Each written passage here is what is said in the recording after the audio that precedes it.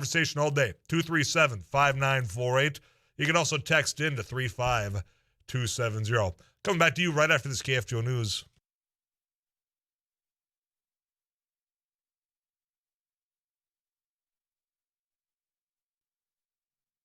KFGO News, mostly sunny Fargo-Moorhead, 39. I'm Paul Jerkins. The Detroit Lakes man has been charged with misdemeanor assault and disorderly conduct for what investigators say was an attack on a high school basketball referee during a game in Audubon in January. 45-year-old Philip Locken is accused of throwing a bag of popcorn at the referee after a foul was called on a player from winger Erskine McIntosh. Locken came out of the bleachers, flipped off the referee, and swore at him, according to the complaint. He was ejected from the game after grabbing the official's whistle and shirt. Grand Forks police arrested a Fargo woman late last night who was spotted driving a car through a closed construction zone.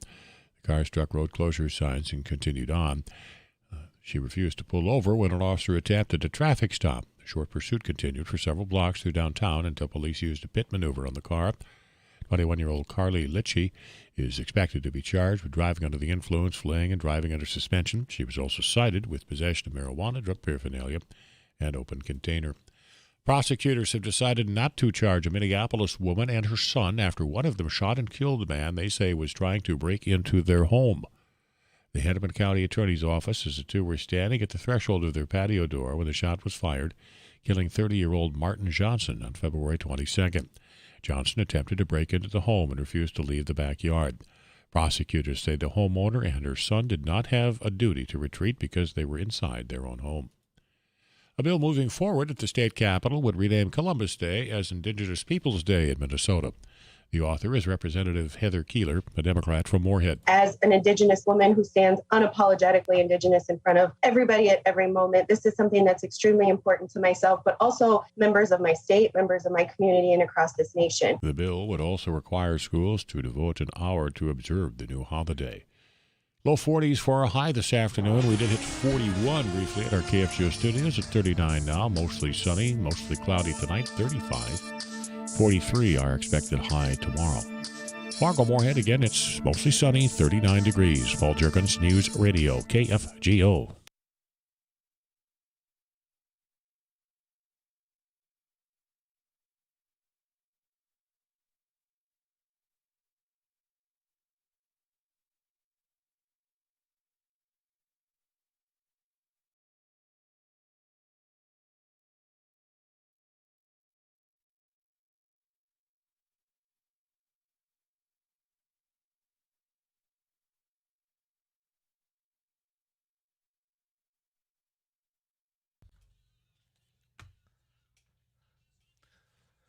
You know, there's a saying that's something along the lines of, with friends like this, who needs enemies? Or something similar to that. How Shakespearean of me. I'm going to say with some coworkers that are around here that are doubling down and tripling down on something that I did when every single one of you in this building has done something similar just to make me look bad. We don't need any enemies. You are so far under this bus you've been thrown. You may never recover. The term garbage man's been thrown out there. There'll probably be shirts made about this whole situation. There's a show that we both enjoy that might have some Trash Man audio clips that I could pull. The Trash Man.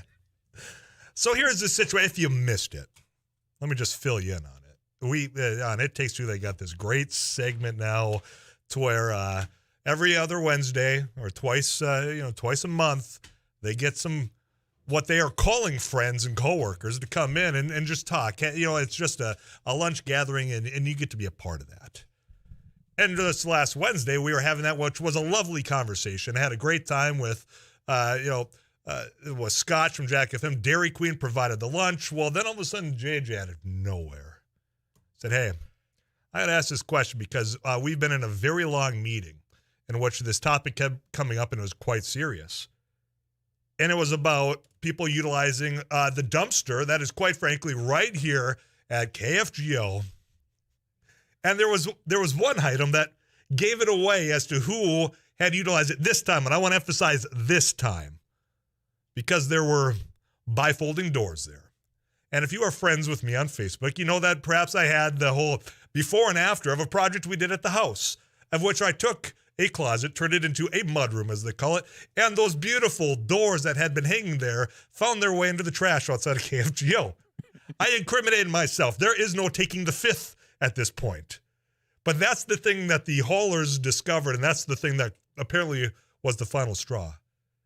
Not only was it brought up on air for everybody in the entire region, that's what KFGO number one, to listen to, but they doubled down today by bringing it up to the management. And then, not only did they double down there, they went on and shared the podcast so they could all laugh.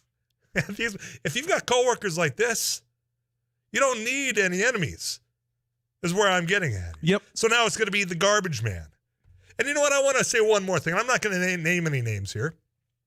But the only reason why, in my mind, this was an acceptable practice, one, aside from the fact that it is a dumpster, which you put discarded materials in, is there was somebody who, I'm not going to name names, I'm just going to say that today I think is celebrating like 39 years of dedicated service to this news station, being a part of a news organization, said that, hey, look, that dumpster out there, you see it? You can use it for whatever. Nobody's ever going to say anything. Now look at us. He's walking away. He's going out, doing things. Joel Heitkamp's in studio, and I want to point out, hi, Joel. Hi, Tyler. Do you want me to pull you into this? Game on. I want to note when people were going around the building trying to figure out, aside from the doors, every single one of you that was asked, you had that look on your face saying, what was the last thing I threw in that dumpster because I just got caught? Yourself included. Let's keep a couple things in mind. First off, I got accused of throwing goose and duck guts in there, which I haven't duck and goose hunted for years. Somebody did do that, and I don't think that was an employee. It was not me. It was not me. They can check on those things, whether or not you have a duck stamp. I do not. Okay. So that would be bad. The other thing is, not to mention the dumpster, but I had a coworker once come up to me that I had hired, and he said, I have this small kind of fish house size camper. And he said, I don't know where I can store it. And I said, well, put it in the parking lot here for a little while until you figure it out. And I think it's been here for like 4 years now, other than when it gets used actually for camping. I think it's 2 if my memory serves, or calendar is correct. Yeah. Well, whose is that? There's room for 3 dumpsters It's there. a community. And it's not a little camper, by the way. Well, this has got nothing to do with the accusations. And what's the last thing you threw in that dumpster? Oh, man. Bunch of cardboard. Okay, cardboard. Eric Johnson thought he was the guilty for sure, verdict. because I did some cardboard from home on the day in question. Yeah. I mean, I was, we're in the country, so everybody who wants to recycle, I hear you. But this was before, right next to us here, the city of Fargo had put these sites up for mowing, for clippings. And now here's how mindful I was of the environment on that day at which those doors came. I had cardboard too. I took the time to break those down each individually and recycle them across the street. Yeah. But you left the doors whole. Those are bifold doors. No.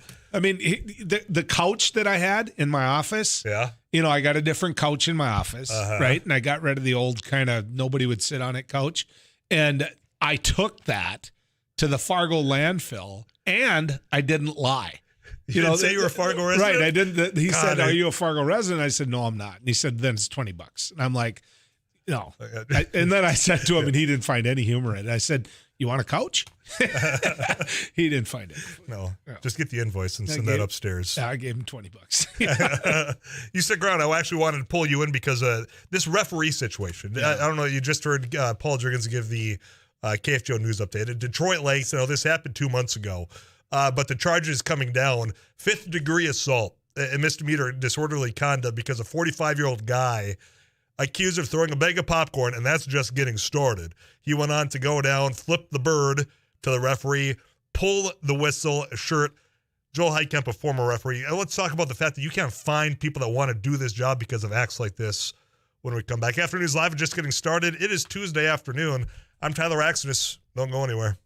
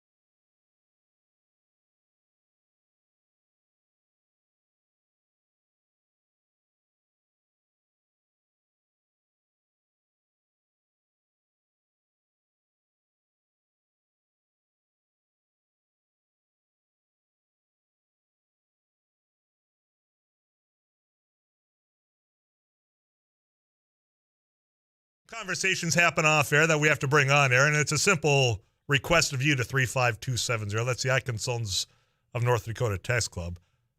Are we in daylight savings now, or did we just leave daylight savings? Because we're trying to have this whole conversation. Joel Heidkamp, my guest, host News and Views. The Senate passed by unanimous consent, which I had no idea they were even taking this up, to make daylight saving time permanent. So is that now, or is that what we just left? Because we were sprung forward. I think daylight savings time is in the fall. I do. I think you're right. Yeah, and that's the one we should keep. See, and I want that extra time in the evening. Yeah, and I don't. So yeah. I first off, when you're old and decrepit like me, and it's light out, and you're thinking, should I go to bed? That's a bad thing. The other part is, I love summertime activities, right? But you don't even start a bonfire until 10:30 because it's still light out for a lot of the summer. And I want it darker sooner. Of all the things you said on the break, it was the bonfire thing that made the most sense. That's it. Had me sit back and say, okay, I'm still not there. You can still start your fire and gather around, get the lawn chairs. It just isn't going to be lighting up that night sky. Well, the other part is, and this is only for, it's supposed to only be for a couple days, where in the Heitkamp family probably is longer. But I like to shoot fireworks off like crazy. And it isn't dark enough to do it until after 10:30. Well, that's past bedtime for when you got little grandkids. It's like, let's get this train of leaving town. In comes messages to 35270. Tyler, fall is standard time. Spring is daylight saving. So they're going to keep this one. We're keeping this. We're keeping the right one. To where it's going to be a long. Think of all the things you can get done after you leave at like 2:00 in the afternoon. Well, that's a good argument. That is, and of course, it starts going downhill fast after June 22nd, June 21st. Mm-hmm. But I like the fall one. Keep it here. That's where I'm at. You can voice your opinion. I like the fact we're going to keep it. Yeah, there. keep one. Yeah, that's and it had to come federal. You didn't have to have North Dakota do one and Minnesota say no, we're not doing that. That's not how this is going to work. Wasn't it you guys Arizona that said bite me? I'm not going to switch. I think one of the states, or at least part of it. So I think Kirsten Sinema, which is the Democratic senator down in Arizona, is elated by this because now everyone's going to be following along with Arizona. Yeah. Well. That's a woman I want to follow. There's more to be said about Kirsten Sinema. I think people just want the opportunity to say that you're wrong. Yeah. And there's a lot of that coming in. Yeah, well, I don't doubt I'm wrong. Yeah. I couldn't remember which one it is. All I know is I'd rather have the fall. Joel is wrong. With the one he wants, it will be light at 4 a.m. Think about that. Yeah. Keep your shades pulled down. Okay. You can keep sending those into 35270. Which one would have more light? Could you go duck hunting? Not that I have lately. But, which one would have the sun come up? You could get out in the slough later rather than sooner. Let me think of that. That would be this one, I would have to assume, right? Yeah. Because Yep. Okay, so we converted. I'll go duck hunting again. Yeah, he is now on our side, which is the right side. The reason I wanted you to stop in, because I know you have to get going out west, getting that rig moving. Detroit Lakes. Now, this isn't isolated to Detroit Lakes. I think it's the one that catches our attention because of the length that this guy went. 45-year-old Philip, I think it's Loken, was accused of throwing a bag of popcorn at a referee during a high school basketball game between the Lake Park, Audubon, and Winnemac. That was January 13th. So this is 2 months later now that we're getting this update, charged with a misdemeanor, 5th-degree assault, misdemeanor disorderly conduct. I mean, the actions are just idiotic. A complete clown move. You don't go down, first off, you don't throw anything. You don't, flip the bird. You certainly don't put your hands on somebody. Mm-hmm. And that's what he's accused of doing here. You used to be a referee. Mm-hmm. I mean, you know that it's been tough to recruit and retain these individuals. Really tough. I mean, this is the exact reason why. Yeah. People don't want to do it. Everybody's like, well, pay them more. Well, I'd argue that isn't a bad thing with the amount, you pay for your gear that's on your back. And so you got to keep up to date on that every year. But yes, if parents weren't involved, I think referees can handle coaches. Mm-hmm. They can handle coaches really well. For example, refereeing football, if an assistant coach says anything derogatory, boom, 15 yards. The only one that can talk to you is the head coach. Mm-hmm. And if a head coach has got something to complain about, Sometimes you want to hear it because he's got a right to say something's wrong. So I get that, but it's the parents, And what underscores that for me is you think about the time we're talking about here. We're getting into spring, we're getting into summer. You're thinking about T-ball, you're thinking Little League. Yeah. You have signs now in front of these baseball diamonds of which these kids are playing T-ball that have to remind parents that this is T-ball. If you have to remind parents that, hey, these children are just out here to have some fun, learn the sport itself, that's a bad sign of where we've been and where we're going here. Mm-hmm. During your time, now it's been a few years. When did you wrapped up? I quit when I was 52 and I'm 60. So it's been a while. Okay.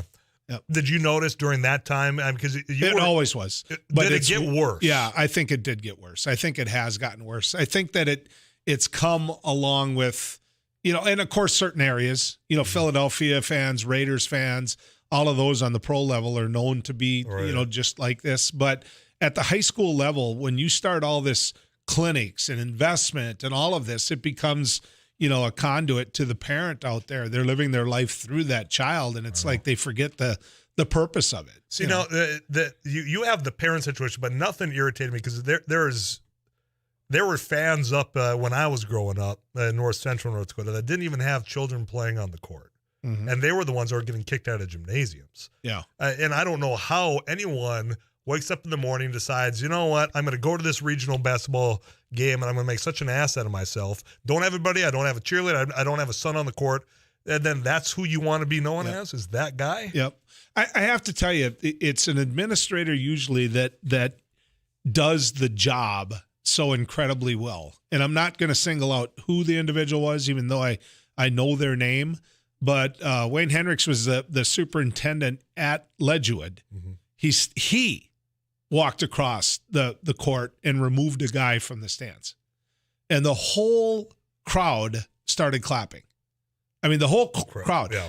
And so when you do it by example like that, mm-hmm. It makes what Wayne did for referees that day was I always thank him. I'm like, you have no idea what that meant. And I think he does to some degree. But, we used to walk out. One of the worst in the NCC was USD.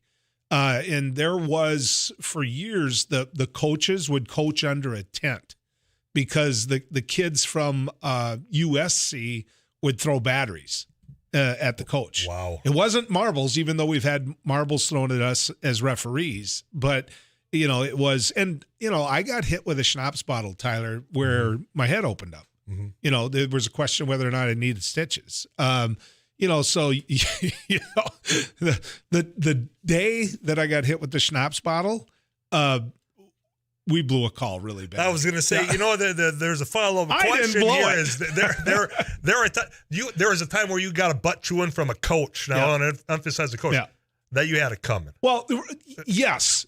The answer is yes. We refereed a game down at SDSU where a key call was missed. I'm not going to use names because I love the guy that blew the call, but it happened right in front of him.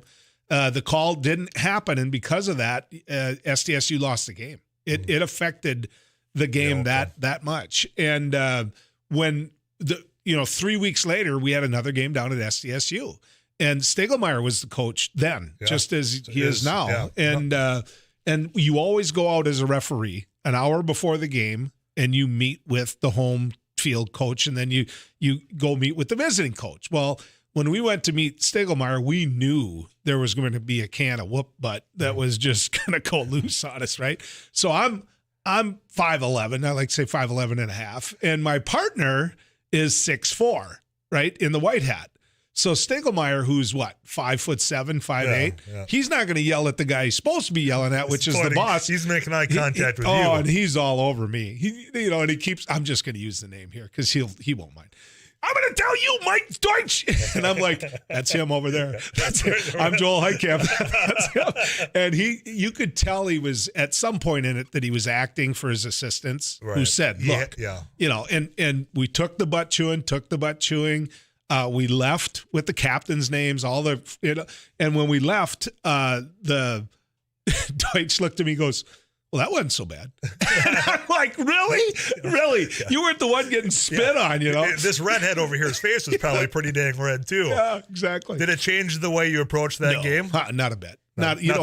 You can't give backs. No. You can't do any of that. You know, inadvertent whistles, where you had no business blowing the whistle, but it gets tweeted. You go over to the coach and you just say, hey, I blew that.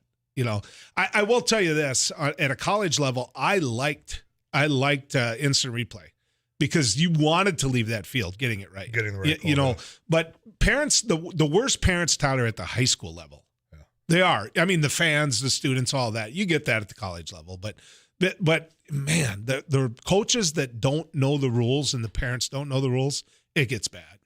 I got one last question. You stick around because I want to know, how do you fix it? Joel Heitkamp's my guest. I'm Tyler Axis, and Afternoons Live is rolling on right here on KFGO.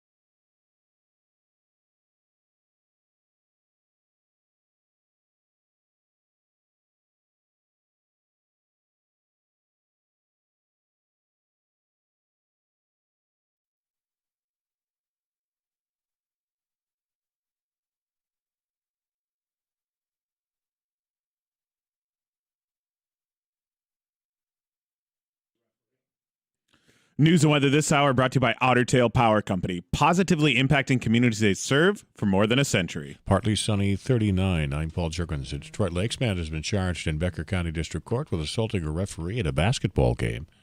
45-year-old Philip Lockett is accused of throwing a bag of popcorn at the ref on January 13th during a high school game between Lake Park Audubon and Winnimac in Audubon. The complaint says the referee ejected Locken, at which point Locken raised his middle finger, entered the court, and grabbed the referee's whistle and shirt. Locken is charged with misdemeanor fifth-degree assault and misdemeanor disorderly conduct. Minnesota lawmakers are hearing from child care providers who say the industry is in trouble. Nicole Flick is the owner of ABC 123 Child Enrichment Center in Dilworth. In Minnesota, we have a child care system that's dysfunctional at best and does not clearly meet the needs of the parents, children, or the providers. We have providers who are barely making ends meet to keep the doors open. We have hardworking, compassionate teachers caring for our kids, making minimum wage with no benefits.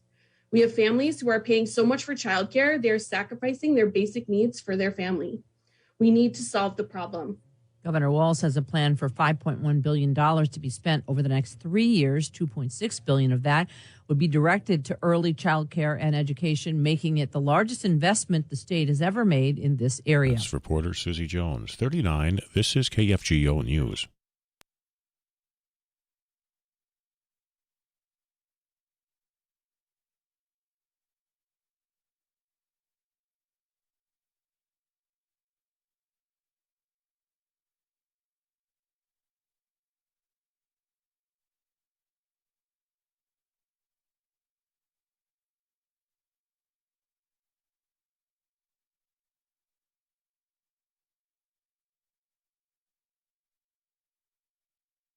This is KFGO News. A police officer is injured in an attack at the Bismarck Airport. Police say the officer was called to check out a man who was bothering passengers in the security line. The officer told the man they would have to leave the airport if he didn't have a ticket. Police say that's when the man attacked the officer and caused lacerations that required stitches. The officer radioed for help, and the man was handcuffed with the help of Airport and Transportation Security Administration officers. 37-year-old man had brass knuckles when he was booked into the Burley Morton Detention Center. More than 170 Teamsters union employees of the Becker County Human Services Department and Courthouse have filed a strike notice. The main issues are low wages and rising health insurance costs. There's now a 10-day cooling-off period. Both the county and employee representatives were told to hold a mediation center with the Minnesota Bureau of Mediation in an attempt to resolve their differences. Roger Mounier, the union's executive business agent, says the biggest concern is health insurance. He says her proposal to switch to a competitive plan that would save employees thousands of dollars was turned down by the county. Tried again in August, and the board member, Ben Grimsley, just shot it down and said, we're not even looking at it. We're signing back with people. I don't give a crap about the employees, and wouldn't even entertain us talking to them about it. The county's management team says it pays nearly $1,400 a month to employees for health insurance, and if they have money left over after premiums are paid, they're allowed to take the excess in cash. If there's no compromise, the union members could strike next week. Brent Sass has won the Iditarod Trail sled dog race across Alaska. The 42-year-old wilderness guide and kennel owner and Minnesota native came off the Bering Sea ice and drove his team of 11 dogs down Front Street in Nome early this morning to cross the finish line. A police cruiser escorted Sass' team to the finish line. Fans lined both sides of Nome's main street to greet the popular musher. It's the first Iditarod win for Sass, who was the race's Rookie of the Year in 2012. His previous best finish was third last year. Fargo-Moorhead, we hit 41 earlier at our KFGO studios. Now some clouds, a partly sunny sky, 39.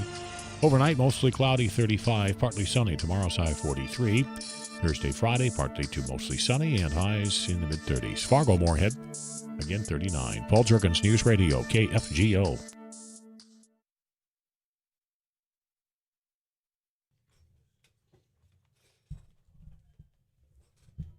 Rusty Alverson joins me in the KFGO studio. Welcome back, buddy. Thank you. How's the day been? Good? Busy, yeah.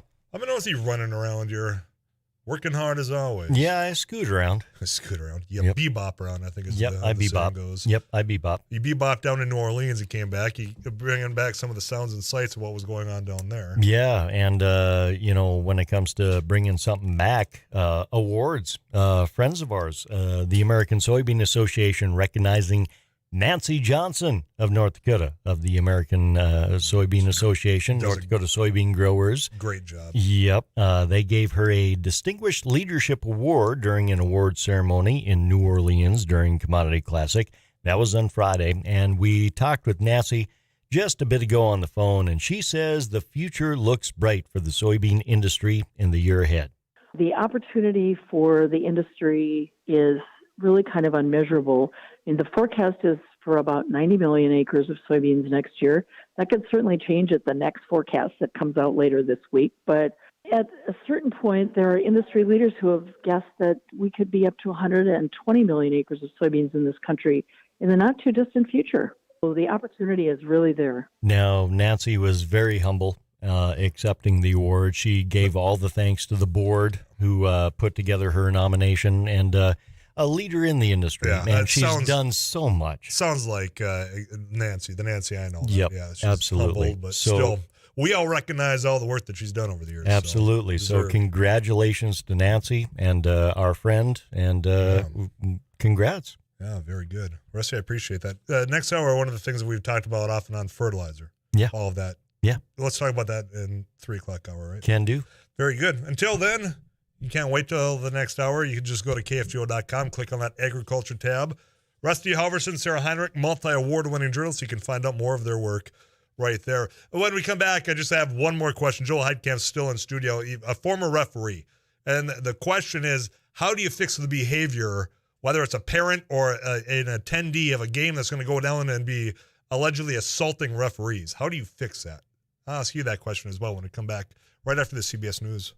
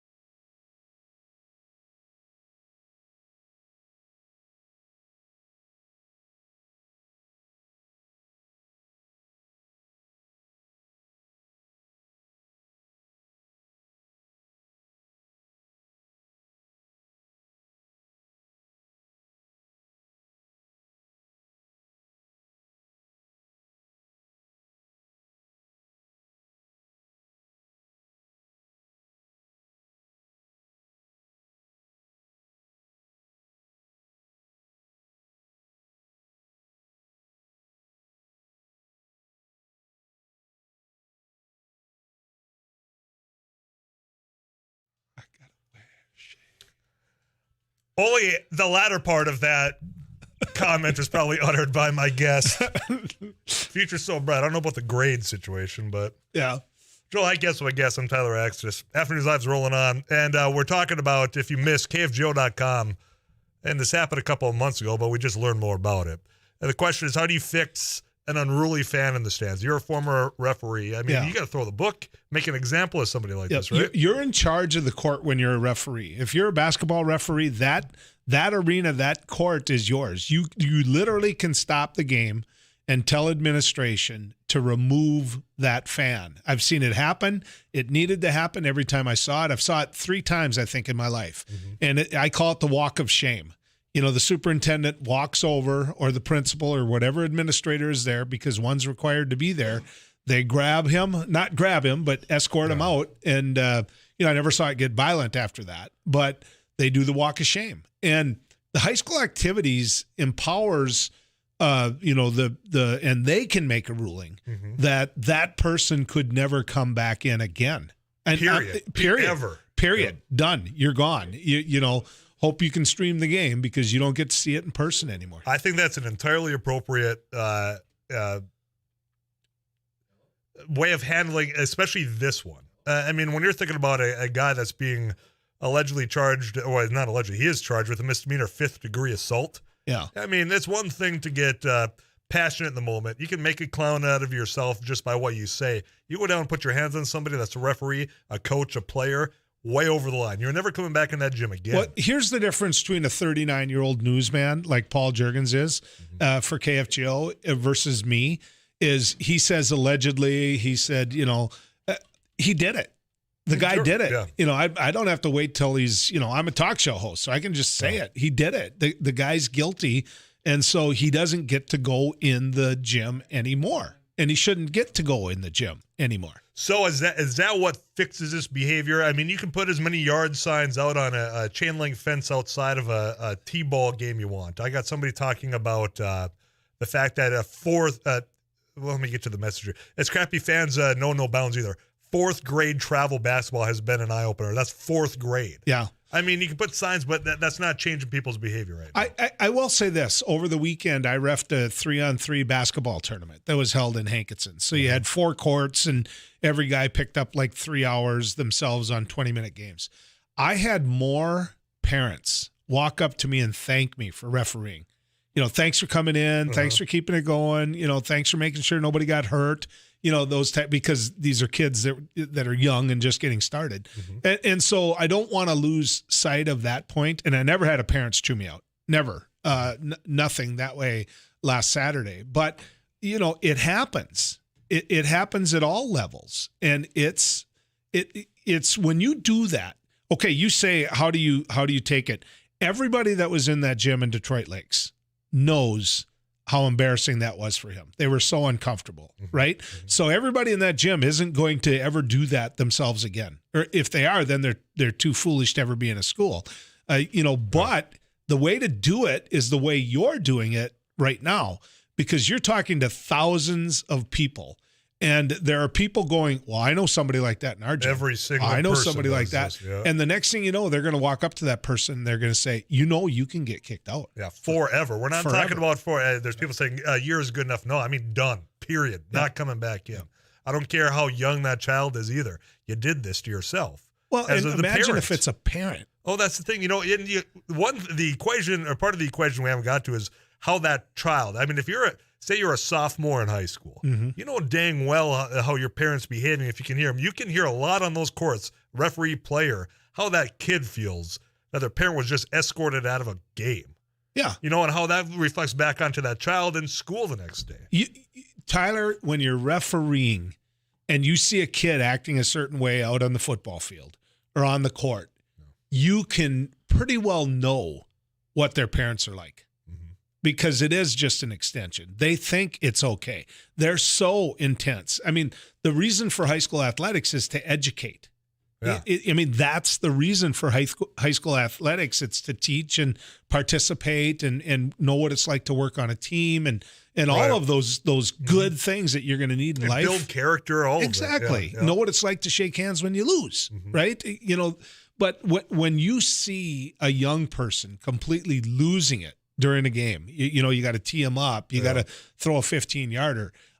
I will guarantee you that is a conduit, an extension into what is happening in his house. And I've been hearing that from coaches. Yep. There's a lot of friends I have that have been coaches, whether that's starting out at junior high basketball all the way up through high school football. They get the calls at 2 a.m. from a parent saying, "Why didn't my kid play more?" Mm-hmm. Well, and that whole that mentality that they're entitled to the play time over some other kid that might just quite frankly be better or has put in the time.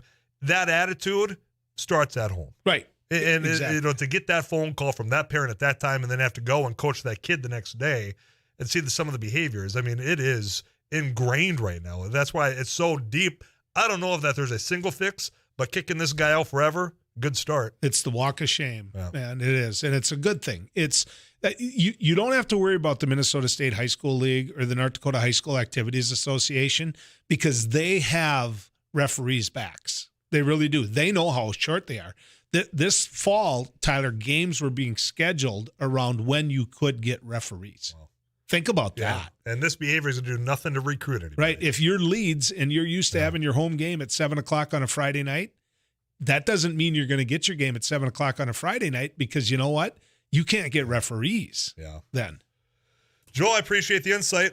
I'm going to let you go. Take care, guys. Yeah, you drive safe out west there. Phone lines are lined up at 237-594. That's the Laney studio line. I'll come back to those. Also, a mountain of text messages at 35270. The Eye Consultants of North Dakota. Coming back to you right after this.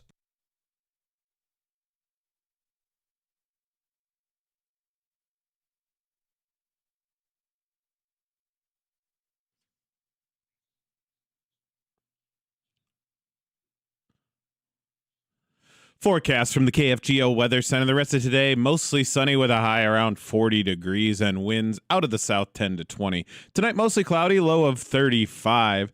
For your Wednesday, partly sunny, high in that mid 40s with a low of 28 on Wednesday night. And for Thursday and Friday, both partly sunny to mostly sunny and highs right around 35. It's currently 39 degrees at the KFGO studios. More afternoon live with Tyler Axtis coming up right after this.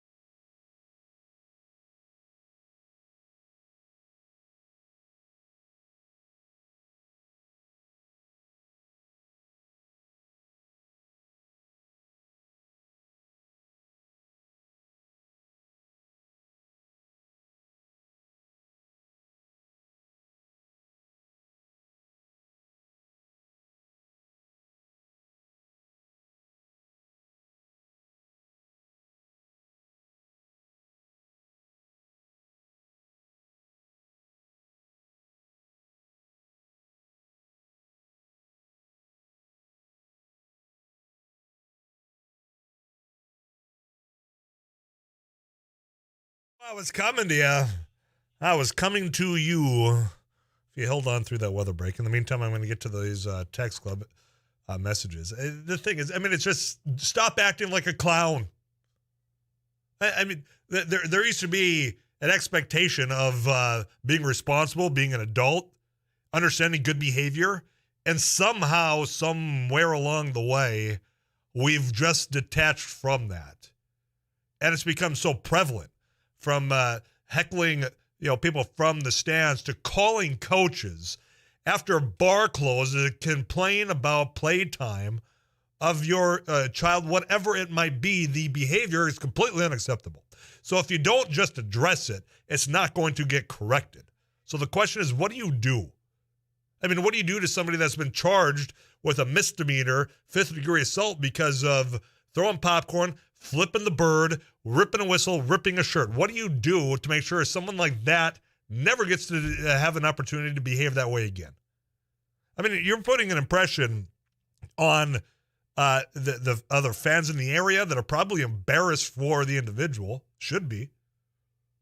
The one thing, that walk of shame we were just talking about, probably was met with applause from the other fans saying, it's about time you get this individual out of here. You don't know how to behave. This isn't the place to learn.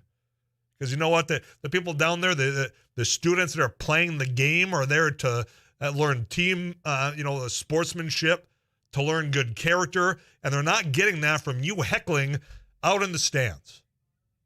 Now I get, we've all been, emotionally invested in a game before, or emotionally invested in a team before. But very few, for quite some time, let it escalate to this point, which is good, but more and more people are. So if you don't look at the neighbor that's behaving like the jerk and tell them to either knock it off or at least get the people who have that authority to escort them out, or saying, hey, Jim, hey, Jane, you know what? This is unbecoming of an attendee of this gymnasium, of this field, of this rink. So you're going to have to leave. And if it continues on, you're not going to get allowed back into this rink. And you know what? With the high school activities associated, we're going to make sure that that is continuous to all rinks, to all courts, to all fields across the state. Whether that's for 1 year, 2 years, forever. I mean, there's got to be something. The punishment has got to be to the extent that it is deterred from happening again. Throw the book at him. I mean, throw the book at him to make an example, saying, look, you do this, this is what happens. Not only the charges because of the assault, but you know what? Once those you've done your time there, guess what? There's not a finale to this. You're not welcome back in to this gym or school. 237-5948. That's the Laney studio line. I'm going to go to the I-Consultants of North Dakota text club at 35270. Tyler, should you have a database for these parents? If you get yourself on the list, you are out, not just that gym, but all gyms for the rest of the year. Yeah, I mean, it can be done. Hey, here's where the pushback will be. Geez, you're putting people on a list, and sounds like a no-fly list. Then you're going to start, well, that's a slippery slope. It is not a slippery. You act like a jerk, you get punished somehow.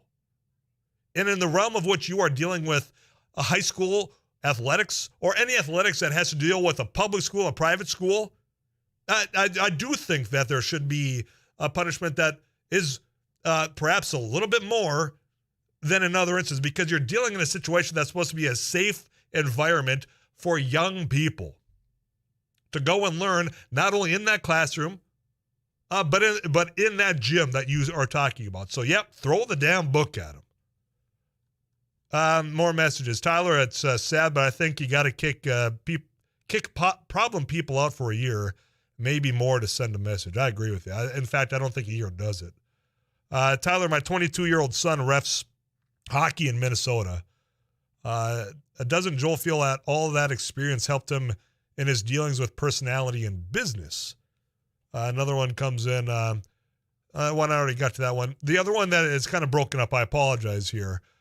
Tyler, I remember when our kids were small and competitive traveling soccer when they were in grade school, and the kids got in fights and started kicking each other while they're on the ground and the parents next to us and several others in the stands were encouraging it. Sad.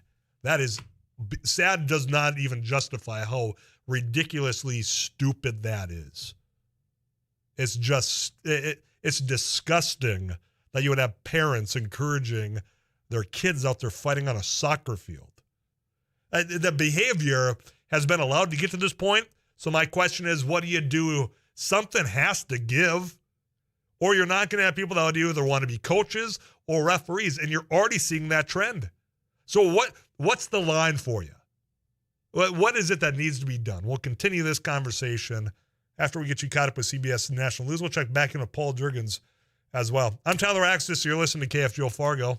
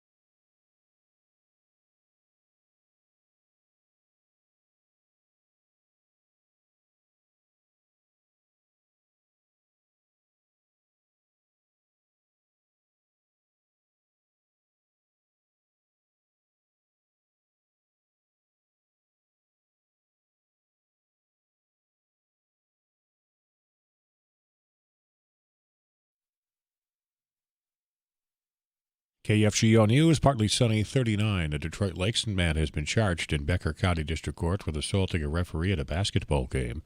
45-year-old Philip Locken is accused of throwing a bag of popcorn at the referee on January 13th during a high school game between Lake Park Audubon and Winnemac in Audubon. The complaint says the referee ejected Locken, at which point Locken raised his middle finger, entered the court, and grabbed the referee's whistle and shirt. Locken is charged with misdemeanor fifth-degree assault and misdemeanor disorderly conduct. A police officer was hurt in an attack at the Bismarck Airport. Police say the officer was called to check on a man who was bothering passengers in the security line. The officer told the man that he would have to leave the airport if he did not have a ticket. Police say that's when the man attacked the officer and caused lacerations that required stitches. The officer radioed for help, and the man was handcuffed with the help of Airport and Transportation Security Administration officers. The 37-year-old man had brass knuckles when he was booked into the Burley Morton Detention Center. A bill moving forward at the Minnesota Capitol would rename Columbus Day as Indigenous Peoples Day. The author is Representative Heather Keeler, a Democrat from Moorhead. As an Indigenous woman who stands unapologetically Indigenous in front of everybody at every moment, this is something that's extremely important to myself, but also members of my state, members of my community, and across this nation. The bill would also require schools to devote an hour to observe the new holiday. Billboards targeting members of the Legislative Committee discussing whether Attorney General Jason Ravnsborg should be impeached have been popping up around Sioux Falls. The signs demand the Attorney General be impeached and name 4 members of the House Select Committee on Investigation, which has been looking into Ravnsborg's conduct related to a 2020 crash that killed a pedestrian. The organization which put up the billboards, Dakota Institute for Legislative Solutions, lists itself as a nonprofit organized to carry forward Governor Kristi Noem's agenda. Noem's representatives, though, say she had nothing to do with the billboards. Fargo-Moorhead, we hit 41 briefly at our KFGO studios this afternoon. Now partly sunny, 39. Overnight, mostly cloudy, 35. Partly sunny, tomorrow's high, 43. Paul Juergens, News Radio, KFGO.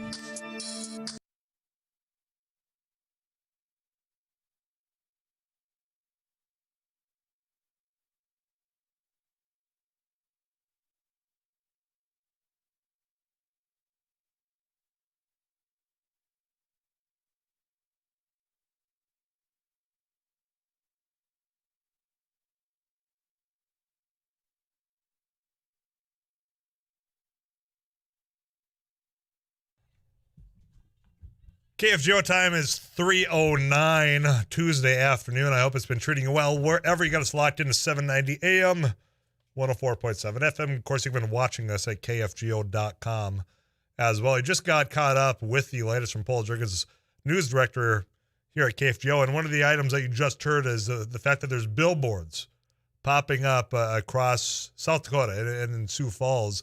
Now, the situation, the tragedy that the Attorney General brought to a family down in South Dakota, something that we've covered at length here on Afternoons Live. I've given you my thoughts on the impeachment. I've given you my thoughts on his reckless behavior, his attitude towards the entire situation. But I want to start by always remembering that this family has to relive this over and over again as we continue this conversation about the Attorney General. And we've had the opportunity that family's called in from time to time to talk about that. But I want to talk about these billboards. I want to talk about the fact that there might be a connection with the current governor in South Dakota, Governor Kristi Noem. And one of the individuals I've been dying to visit with is the minority leader down in South Dakota, Jamie Smith, who is also running for governor in South Dakota. Representative Smith, how are you doing today? I'm doing great. Thanks for having me on today. I appreciate you taking time. I've been looking forward to having a conversation with you for a little while now, and this was the one that I finally said, I've got to reach out. Billboards are popping up in your district, basically asking, what are you hiding as a member of this impeachment inquiry that's going on? So do you have an answer for the billboards, I guess, Representative Smith? Well, first of all, I can tell you that we're hiding nothing. I have thanked whoever is doing these billboards for the shout-out and building my name recognition. I guess that's the first thing I should do, for putting my name all over and letting me talk about this. So there's the positive. The negative is Joe Beaver died in a tragic accident. We're having an impeachment committee, and somebody's deciding to play DC-style politics with it, and that's just not how we do things in South Dakota. Well, let's take that for a little bit of a walk, because whenever we broach this subject, and it's been one that we've had now for quite some time, is I have not found anybody in this listening area, and we've got a large listening audience in the northeastern part of South Dakota, that thinks the Attorney General still fit for his job. It says, you know what, he shouldn't be there. I know that people wanted him to resign. He didn't. This impeachment's now being discussed. Do we have any movement? Is there any updates you can provide from what the committee's work has done? You bet. We've gone through it. This is a historic event. This is something you do and you don't enter into lightly. I have had the privilege of serving on that committee and the responsibility of serving on that committee. I can tell you that we will be issuing a report to the House of Representatives. I believe it's on our veto day, which is a couple weeks out. And then I believe it is April 12th, we are going to reconvene to do whatever those reports have us do. Okay? So. Very good. Well, I just appreciate it. I know these things take time. As you just said, that this is unprecedented. I don't think in state history this has had to happen before. I do think, in just my personal opinion, what happened to the Beaver family does warrant this process to move forward. But I know that you've got a whole other weight upon your shoulders as to weighing what you know of, which, quite frankly, I probably haven't been able to peer with my own eyes either. When it comes to these billboards, you mentioned, this D.C. Approach to politics. There's people saying this nonprofit, as they're calling themselves, is really carrying the water for Governor Noem. And I'm curious if there's any evidence that leads to that. Is there anything that can be done towards this outfit that seems to be using a nonprofit status to really politic? I guess I know that there are folks looking into, first of all, the organization that's putting them up, whether they follow the proper disclosure laws here in our state for doing this type of campaigning. And then the question I have is just, what are they hoping to achieve by doing this? It's a real mix of people that they've decided to target. I guess the only common denominator between us is that we all, I think, have opposed some of Governor Noem's policies, or were running, for governor against her. The other Republican running for governor has been one of the targets of these ads. Then there's a guy not even on the committee, and I don't understand that one, Odenbach. He's a conservative Republican from the state of South Dakota. I'm not sure why she's targeting Scott, but we'll have to see. Well, and, when you have this approach, as you say, this isn't what we do in South Dakota. This has a potential to kind of backfire is what I'm worried about. I think I've made it pretty clear where I stand on the Attorney General, but this doesn't really do anybody any good if you're watching from afar, because now you got a reason to say, well, look, we're being pressured by the governor's office or people really close, that this is going to then give people that out to say, well, we hope he'll just go away. Do you have any of those fears as well? I can only speak to the work that the committee's done. I believe that the committee has acted in good faith.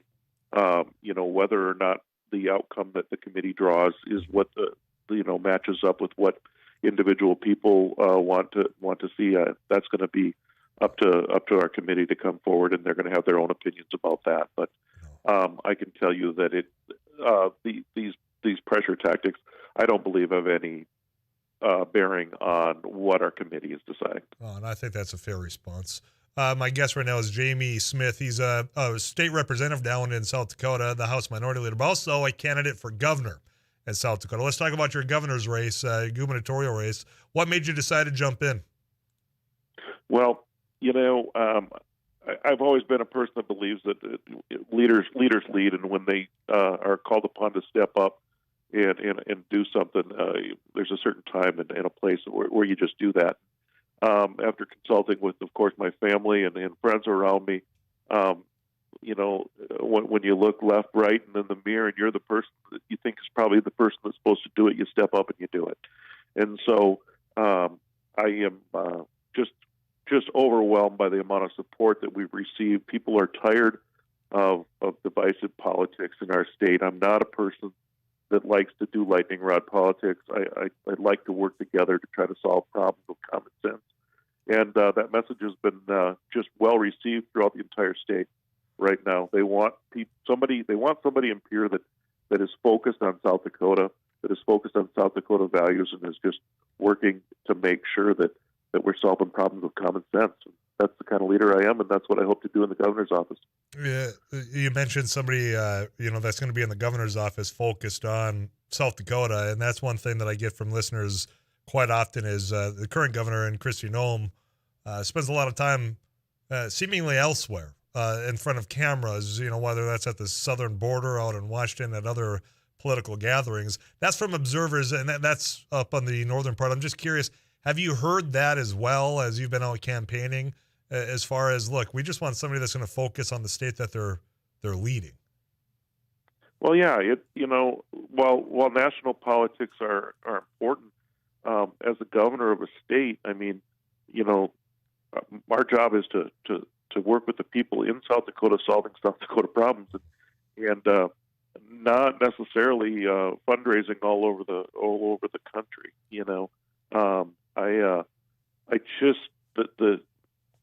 The DC style, I'm going to call it politics, that Governor Noem has brought back to our state are unwelcome, and people are saying it all the time. I have more and more Republicans coming up to me at these informational meeting gatherings, and they'll very quietly in a corner pull me aside and say, "I'm a Republican, but I'm supporting you," and they have to say it almost apologetically, like they're a Republican. You know what? That's fine. They're a Republican. I want to be governor for all of South Dakota, not just the Democrats, independents, the Republicans as well. I want to work together to solve problems. So I'm curious, people are texting into 35270, so I guess I'm not the only one that's curious. Background, what have you done? Obviously, you're the House Minority Leader. What else that brings you experience, knowledge to, if you become governor, what comes with you? Well, what comes with me, first of all, is a person that has been I grew up in South Dakota. I graduated from Augustana College here. I worked in a variety of fields. Educator and a coach is my strong background, but I've also worked in business, in restaurants, hotels, and then I've also, now for the past 15 years, I've been a realtor in our community. I've served on numerous boards, from housing and the arts to things within my church. Active parent in all the leadership organizations you can imagine, as you do as a parent. But then for the past 6 years, had the honor of serving as representative for my district. But then 4 years as the minority leader. I guess just learning about how things operate, but then also building those relationships of the people that are making the decisions, and learning to work together to get them done. Final question I'll throw your way before I let you go. I know things are busy down in South Dakota for you. Is the top priority for you? You get in, you get the key to the governor's house and the governor's office. What's the top priority that you're bringing with your experience? Well, the first is just a total 180 shift on where the focus is, and that's putting the focus back on the people of South Dakota. And with that, though, I can't ever get rid of that teacher part of me. And the focus comes on pre-K all the way to post-secondary education. I believe that's the building block for our futures. That does so much for workforce development. It goes all the way through everything that we do here in the state of South Dakota. And so I will make that a cornerstone of my campaign. But we have a ton of other things to do, too, so it's hard to say just one. Right. Another one is mental health issues in the state, and then how that ties in with our incarceration rate. We have to do a difference. We have to make a big change in our corrections and mental health here in our state. So that's a close second. Well, Jamie, I'm out of time here, but I tell you what, as this campaign does continue, I promise you we'll be reaching back out, learning a little bit more. In the meantime, if people want to learn more about your candidacy, they're South Dakota listeners, where do you suggest they go? I think they should go to smithforgov.org, and they can get signed up on there. That website will start to change as we go along here. I just finished the legislative session. I did tell people that I was going to be a full-time legislator till the end of that. We got done on that end of last week. So we're starting to build things out now for the campaign, but I also didn't want the campaign to get in the way of my job as the minority leader and the legislator, and I think I did a good job of separating those two. So, enjoy the snow and cold up there. It's going to be 60 down here. I don't want to rub that in. Well, you know what? We're going to. I think we're at 40. I think are we at 40? I'm looking at my producer. 35. I'm sending my son right now as we speak. He's heading up your way. We have a a family cabin over by Battle Lake, okay? And I understand there's about 2 feet of snow still standing on the ground up there. So yeah, well, I'll let you get you that guys one. have got the moisture. I'll let you get that one shot into the North Dakota folks. That's the one you get. Jamie, I appreciate your time, man. Good luck. Take care. We'll chat again soon. You bet. Have a great day. Yeah. Thanks for calling. Thank you. Jamie Smith, House Minor 38. Is that what you're pointing out back there? 39. Oh, it's the bar in the middle here. That looked like 3 digits, not 4. You use your words when you're speaking to me. Eric Johnson's my producer. We had a very distinguished guest on. I didn't want to interrupt. He's Eric Johnson. I'm Tyler Axis, your host. Afternoons Live's rolling on. I got to get you some of these messages. Coming back to your thoughts right after this.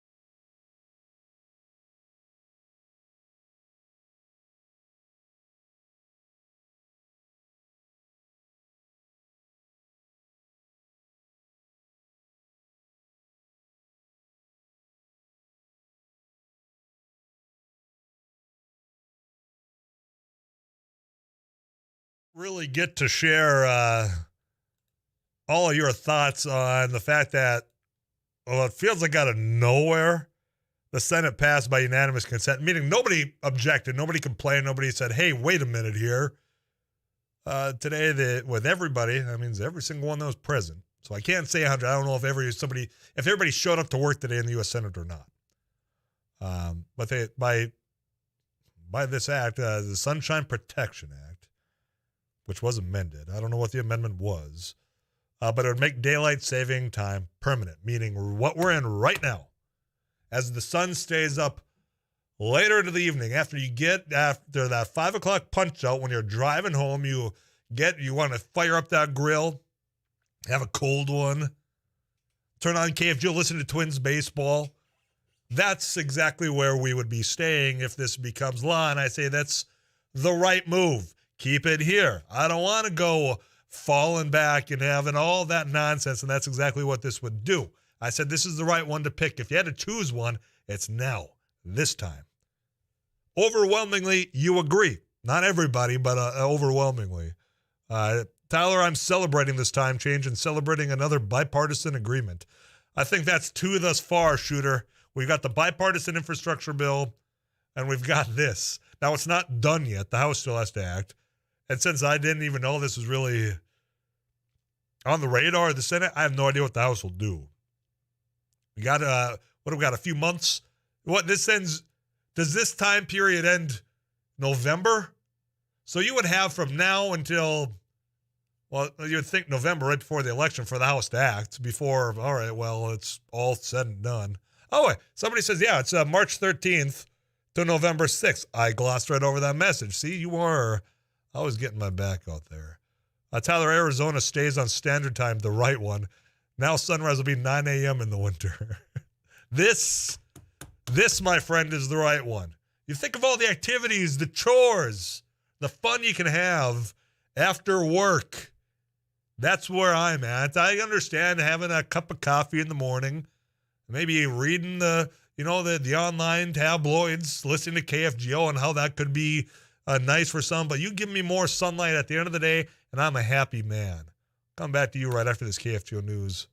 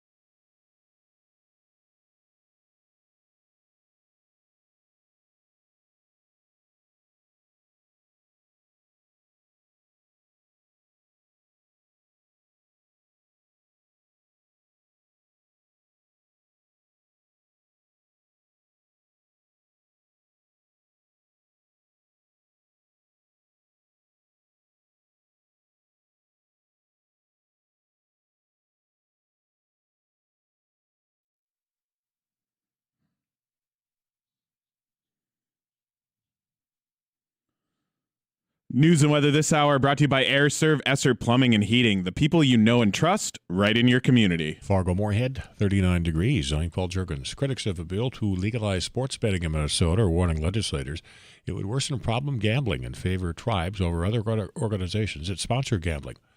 A representative of the Joint Religious Legislative Coalition told the House committee that Minnesotans need to be educated on the risks.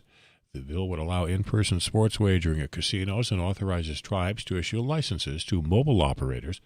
The bill sponsor says the tax rate on sports betting revenue would be as low as possible to discourage illegal gambling. At least 30 states and Washington, D.C. have legalized sports gambling.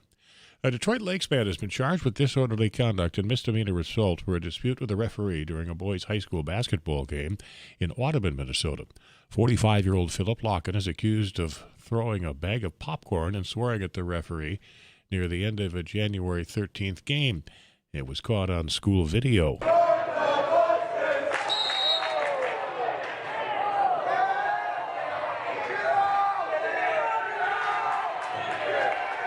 The referee ejected Locken from the gymnasium. He also grabbed his whistle and shirt. The game was between Lake Park Audubon and winner Erskine McIntosh. 39. This is KFGO News.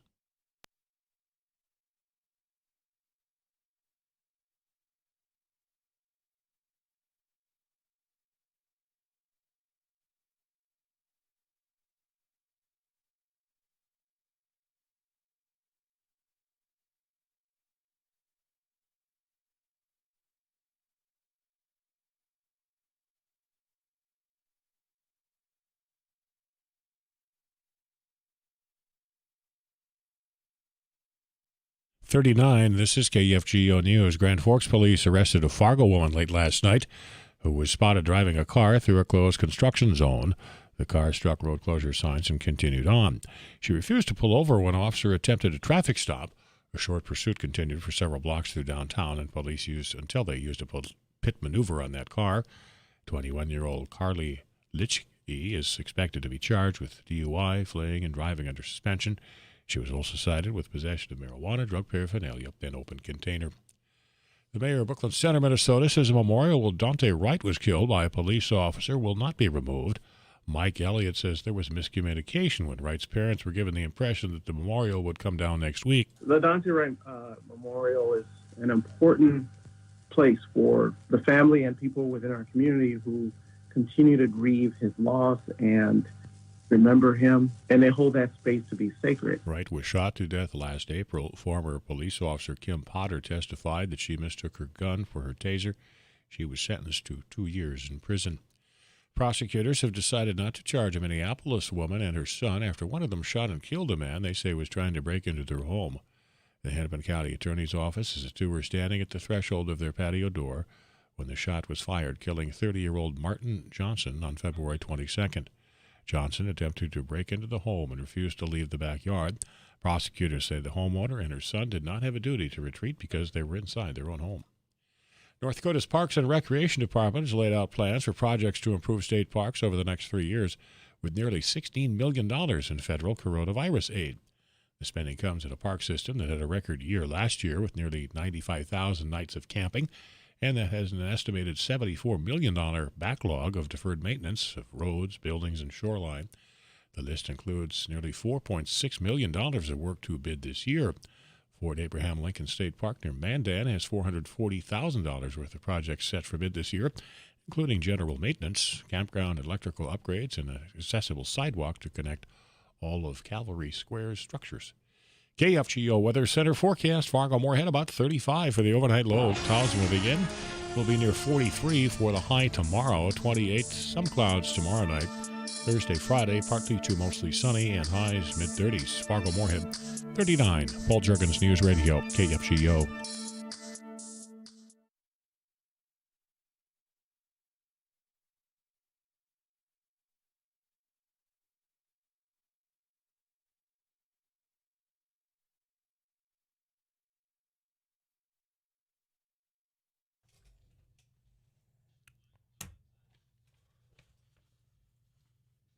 Or see, I don't think I got a chance to ask you this question. And if I did, I forgot your answer, so bear with me as I repeat myself. Shoot, my man. You have to pick, as the U.S. Senate just did, which of the time zones, or not time zones, pardon me, the daylight hours of which we call either daylight savings or standard time. Okay. We're currently in savings time. Correct. You have to pick which one is the one of which we live with forever now. Which one are you going with? Standard. You're going back to the fall? Yeah. Why?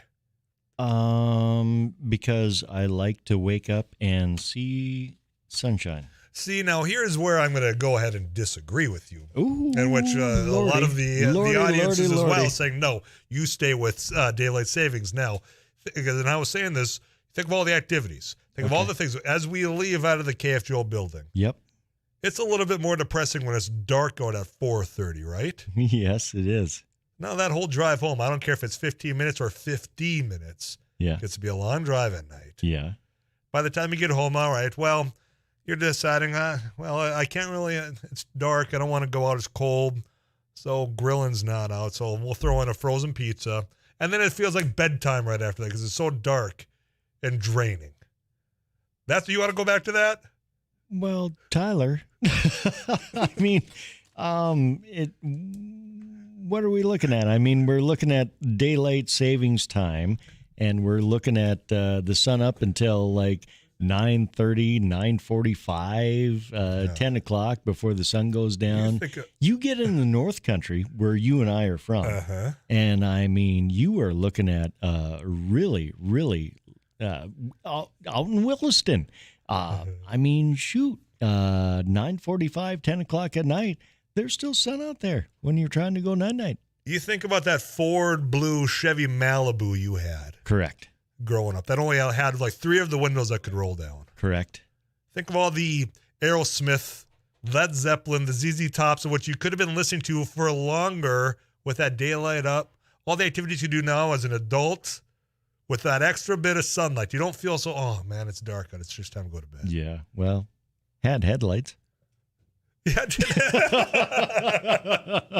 Fair point, my man. Tyler, it will be dark no matter what. But it won't be dark at 5 o'clock. It'll be dark at 9 o'clock. I'm getting a lot of feedback. I'll come back to those. I tell you what, I got to get some forecast, sorry. Got me giggling. I know. I'm sorry. Now I'm trying to collect myself here. Oh, my goodness. The U.S. Department of Agriculture. I said I wanted an update on fertilizer, man. Yeah. USDA, they're opening an investigation into the impacts of concentration in fertilizer, also seed and retail markets. Ag Secretary Tom Vilsack at Commodity Classic last week. We will put out a set of questions designed to elicit information about ways in which companies that have seed patents have used those patents either to make it easier or more difficult for people to access or for people to create new seed varieties by virtue of taking the baseline technology that in theory should be available. Have patents been used to prevent that from happening? In other words, has there been a stifling at all of innovation? I don't know that there has, but we're asking the question. They are asking that question, and if anybody has any kind of information, any kind of questions of their own, they should go to farmerfairness.gov. That's farmerfairness.gov. It seems to me that the Ag Secretary, Tom Vilsack, in the USDA is asking to shine a little sunlight on any of the investigations so they could get a little bit more light onto things learn a little bit more. Correct. You know, you and I have talked about the meat industry and the packing industry, and we've talked about all sorts of things on that regard. But now the Secretary wants to shed some light, if he can, on the seed industry. Shed a little bit of that sunlight. I like that you just glossed all over my puns left and right. Here's some feedback from our listeners. None of them agree with you. Oh, really? Okay. Daylight savings time all the way. Tyler, if we go back to standard, now here's one I want you to consider as I let you go. Okay. If we go back to standard, light outside, sun up before 4 a.m., well, most people would get up and go, and going in summer and sun has already been up for 4 hours. What a waste. Then dark earlier, dump it. Well, doggone it. You know, my... now somebody's getting your back. Okay. You and Hyde Camp, but that's probably him texting into Well, my elders in the family, they're all farmers, and they got up at sun up, and, you know, that's just the way it was. I'm more of a sleeper inner. Okay, to each their own. I'm just saying, you give me this year round, I'm a happy guy. You bet. I'll let you go, Rusty. Appreciate the check-in here. All right. Thank you, Tyler. If you can't wait till tomorrow, KFGO.com, just click on that agriculture tab. You'll find Sarah Heinrich. You'll find Rusty Halverson. You'll find 2 people that are multi-award-winning agriculture journalists. Get you caught up with CBS National News. This conversation, we'll have a little bit more fun with, but I want to talk about labor.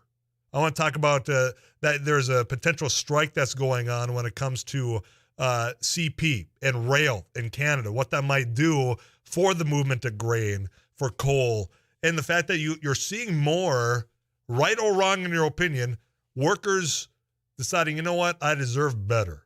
Whether that's in the collective bargaining, whether that's on strikes. Let's talk about that right after the CBS National News. I'm Tyler Axis. Stick around.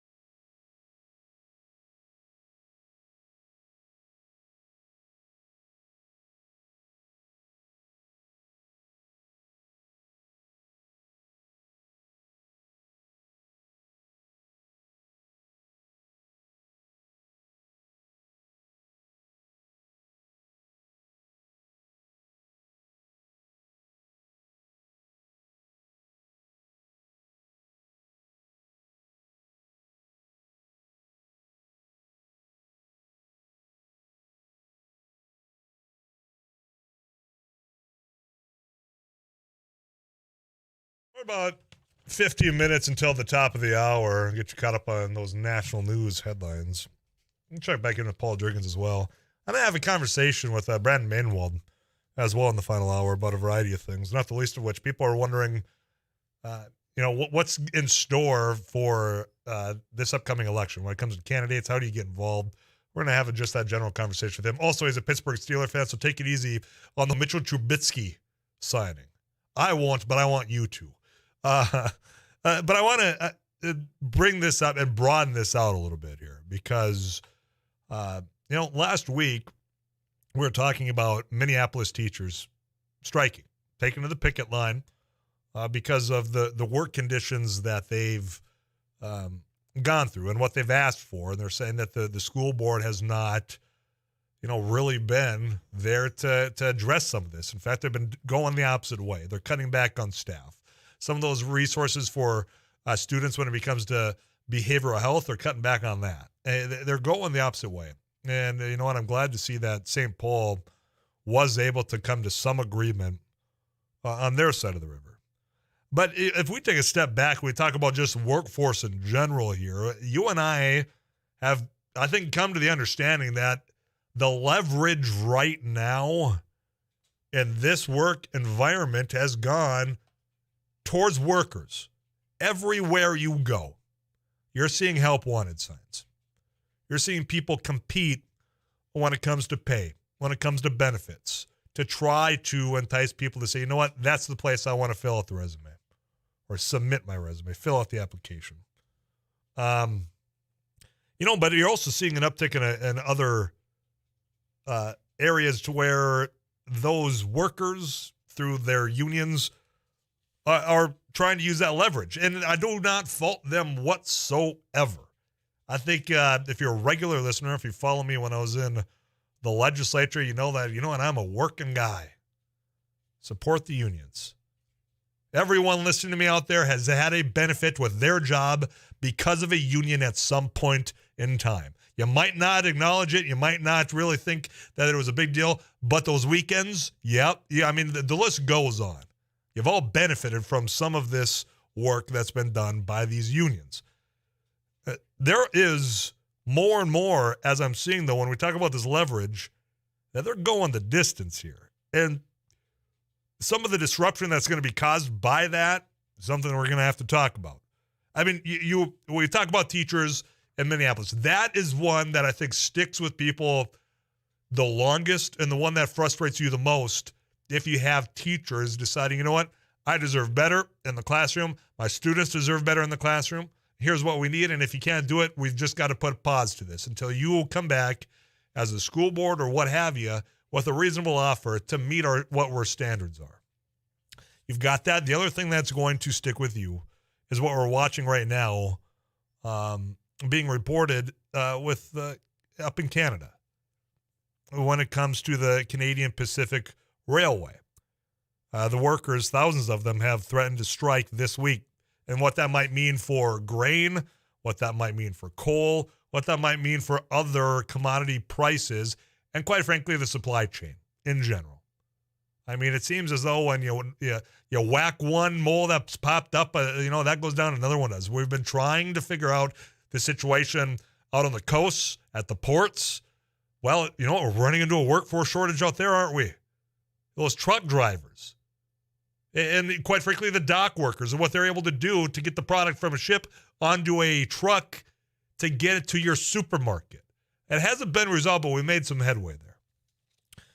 But this one, in conjunction with others, you think about John Deere, had a strike not long ago. Kellogg had a similar situation. You have the leverage now being exercised, and I'm wondering what your thoughts are on it. I mean, do you support do you support the workers saying, you know what? We put in a long time here. Our contracts are coming up. And you know what? The standard of living has increased. And you know what? We deserve just a little bit more. I do, if in fact it's all in good faith. Now, there's going to be a time where this conversation will probably come public. But yeah, people reached out locally here about this process and how in some areas where you've got this negotiation, which can be very stressful, can be very tense, the conflict could arise. We've seen it happen before between a company and the union. Now, what I've got brought my way, and I'm not going to throw any business out, but and I know they're listening. And I know that the union's listening as well. If we're going to have this conversation, you better show up to that conversation when you've been invited. And when you've been invited repeatedly. To have the conversation about this is what we would like for the standard of living. This is what we would like for benefits. If you're getting the extended invitation, you got to pick up. And you've got to return that phone call. Because if, in fact, what's being discussed out there in some of these climates is true, you're not doing your workers any good right now. I get it. You're probably thinking all that leverage I just described. Now's the time. But now is also a way to go about things with that level head as well. We'll have more of this conversation in a little bit of time as we get more going forward, because I just want to make sure that everything is correct. But for those that are in the know on this, you better be returning calls. 237-5948 is the Laney studio line. Messages in at 35270. I will get to those after we get you this weather update. And we'll wrap up the second hour of Afternoons Live next.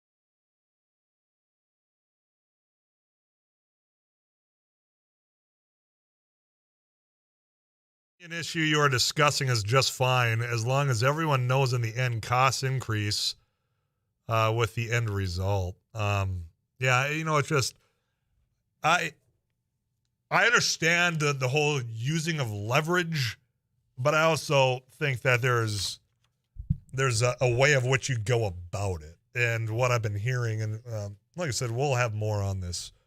You got to show up and have the conversation. to figure out where lines are drawn, to get exactly what you're talking about. As long as everyone knows in the end what those costs will be and what the end result is. Yep, I'm there with you. One more before I get you caught up with national news. Tyler, I support people's right to strike, but, and everything that's said after that but is what you pay attention to. I question the timing of the strike, leveraging kids' education continuity when they have been totally disrupted by COVID the previous 2 years. See, and that's where on the Minneapolis side of this. Now, if you missed our conversation with a former paraprofessional, she is a parent. She was under the picket line. I mean, a parent of 2 students that go to the Minneapolis school district. Wherever you get your podcasts, find the Afternoons Live. That conversation happened last week because I wanted the explanation to try to figure that out. You know, it's been a hell of a couple of years in education in general because of the disruptions. So explain why you as a parent support the situation here. So, and I don't take it from, just go listen to that conversation. But I think on the flip side of that, on the workforce part, I get your argument on the kids' education, but the workforce environment also changed because of the disruption of how you teach children during the disruption as well. And what was expected of you more so in a volatile time, and what you didn't really have the standards set because we were winging it, that you kind of sat back and said, look, if we're going to continue to do some of this and provide that education that I think is the most important goal that you would ever ask any teacher, we've got to have a standard of which is expected of us and what we can expect from the school district. And I think it's that last one that they're saying the school district hasn't met. And that's why they're taking this drastic measure to try to force something to be done, because nothing up until this point has been successful. All right, when we come back here, I got more messages about the daylight savings. One about being a parent with a child during this time as well. I'll address that one and have a conversation with Brandon Maidenwald. I'm Tyler Axis. This is Afternoons Live on KFGO.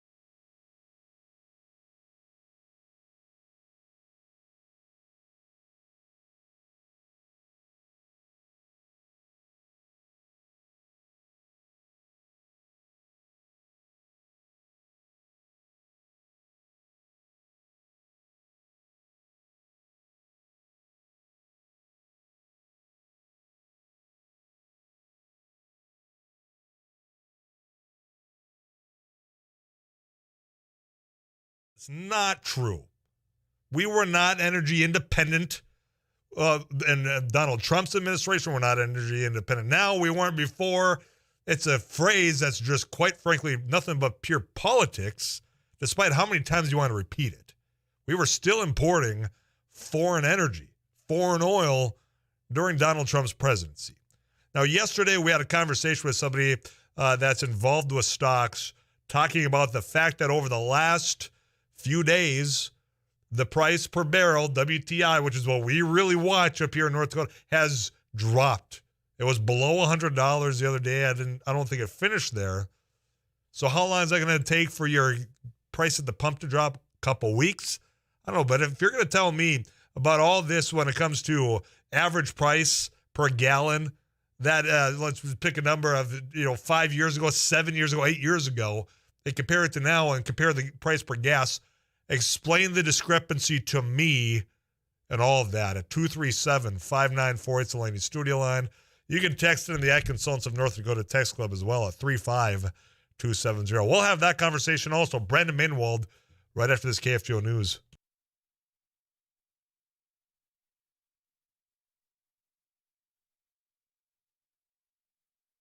KFGO News, partly sunny, back at 40 degrees. I'm Paul Jerkins. A Detroit Lakes man has been charged with misdemeanor assault and disorderly conduct for what investigators say was an attack on a high school basketball referee during a game in Audubon in January. 45-year-old Philip Locken is accused of throwing a bag of popcorn at the ref after a foul was called on a player from winger Erskine McIntosh. Locken came out of the bleachers, flipped off the referee, and swore at him, according to the complaint. He was ejected from the game after grabbing the official's whistle and shirt. A police officer was hurt in an attack yesterday afternoon at the Bismarck Airport. Police say the officer was called to check on a man who was bothering passengers in the security line. The officer told the man that he would have to leave the airport if he did not have a ticket. Police say that's when the man attacked the officer and caused lacerations that required stitches. The officer radioed for help, and the man was handcuffed with the help of Airport and Transportation Security Administration officers. More than 170 Teamsters union employees at the Becker County Human Services and Courthouse have now filed a strike notice. The main issues are low wages and rising health care costs. There's a 10-day cooling-off period. Both the county and employee representatives were to hold a mediation session with the State Bureau of Mediation in an attempt to resolve their differences. Roger Munday, the union's executive business agent, says the biggest concern is health insurance. He says a proposal to switch to a competitive plan that would save employees thousands of dollars was turned down by the county. Tried again in August, and the board member, Ben Grimsley, just shot it down and said, we're not even looking at it. We're signing back with Pete. So I don't give a crap about the employees, and wouldn't even entertain us talking to them about it. The county says it pays nearly $1,400 a month for employee health insurance, and if there's money left over after premiums are paid, they're allowed to take the excess in cash. If there is no agreement, the union members' strike deadline is next Tuesday. The National Park Service has denied South Dakota Governor Kristi Noem's request to mark the 4th of July with fireworks at Mount Rushmore, citing opposition from Native American tribes and the possibility of wildfires. The governor says she would continue her court battle to hold the fireworks. She filed a federal lawsuit against the Biden administration after it refused to issue a permit for a similar celebration last year. A federal judge rejected her arguments in June, prompting an appeal. The Department of Interior says a fireworks event would not be safe and responsible. We'll see clouds move in tonight. Fargo-Moorhead, their overnight low about 35. Tomorrow, partly sunny, 43, about 28. Some clouds tomorrow night. Thursday, Friday, partly to mostly sunny, highs near 35. Partly sunny, 40. Paul Jerkins, News Radio, KFGO.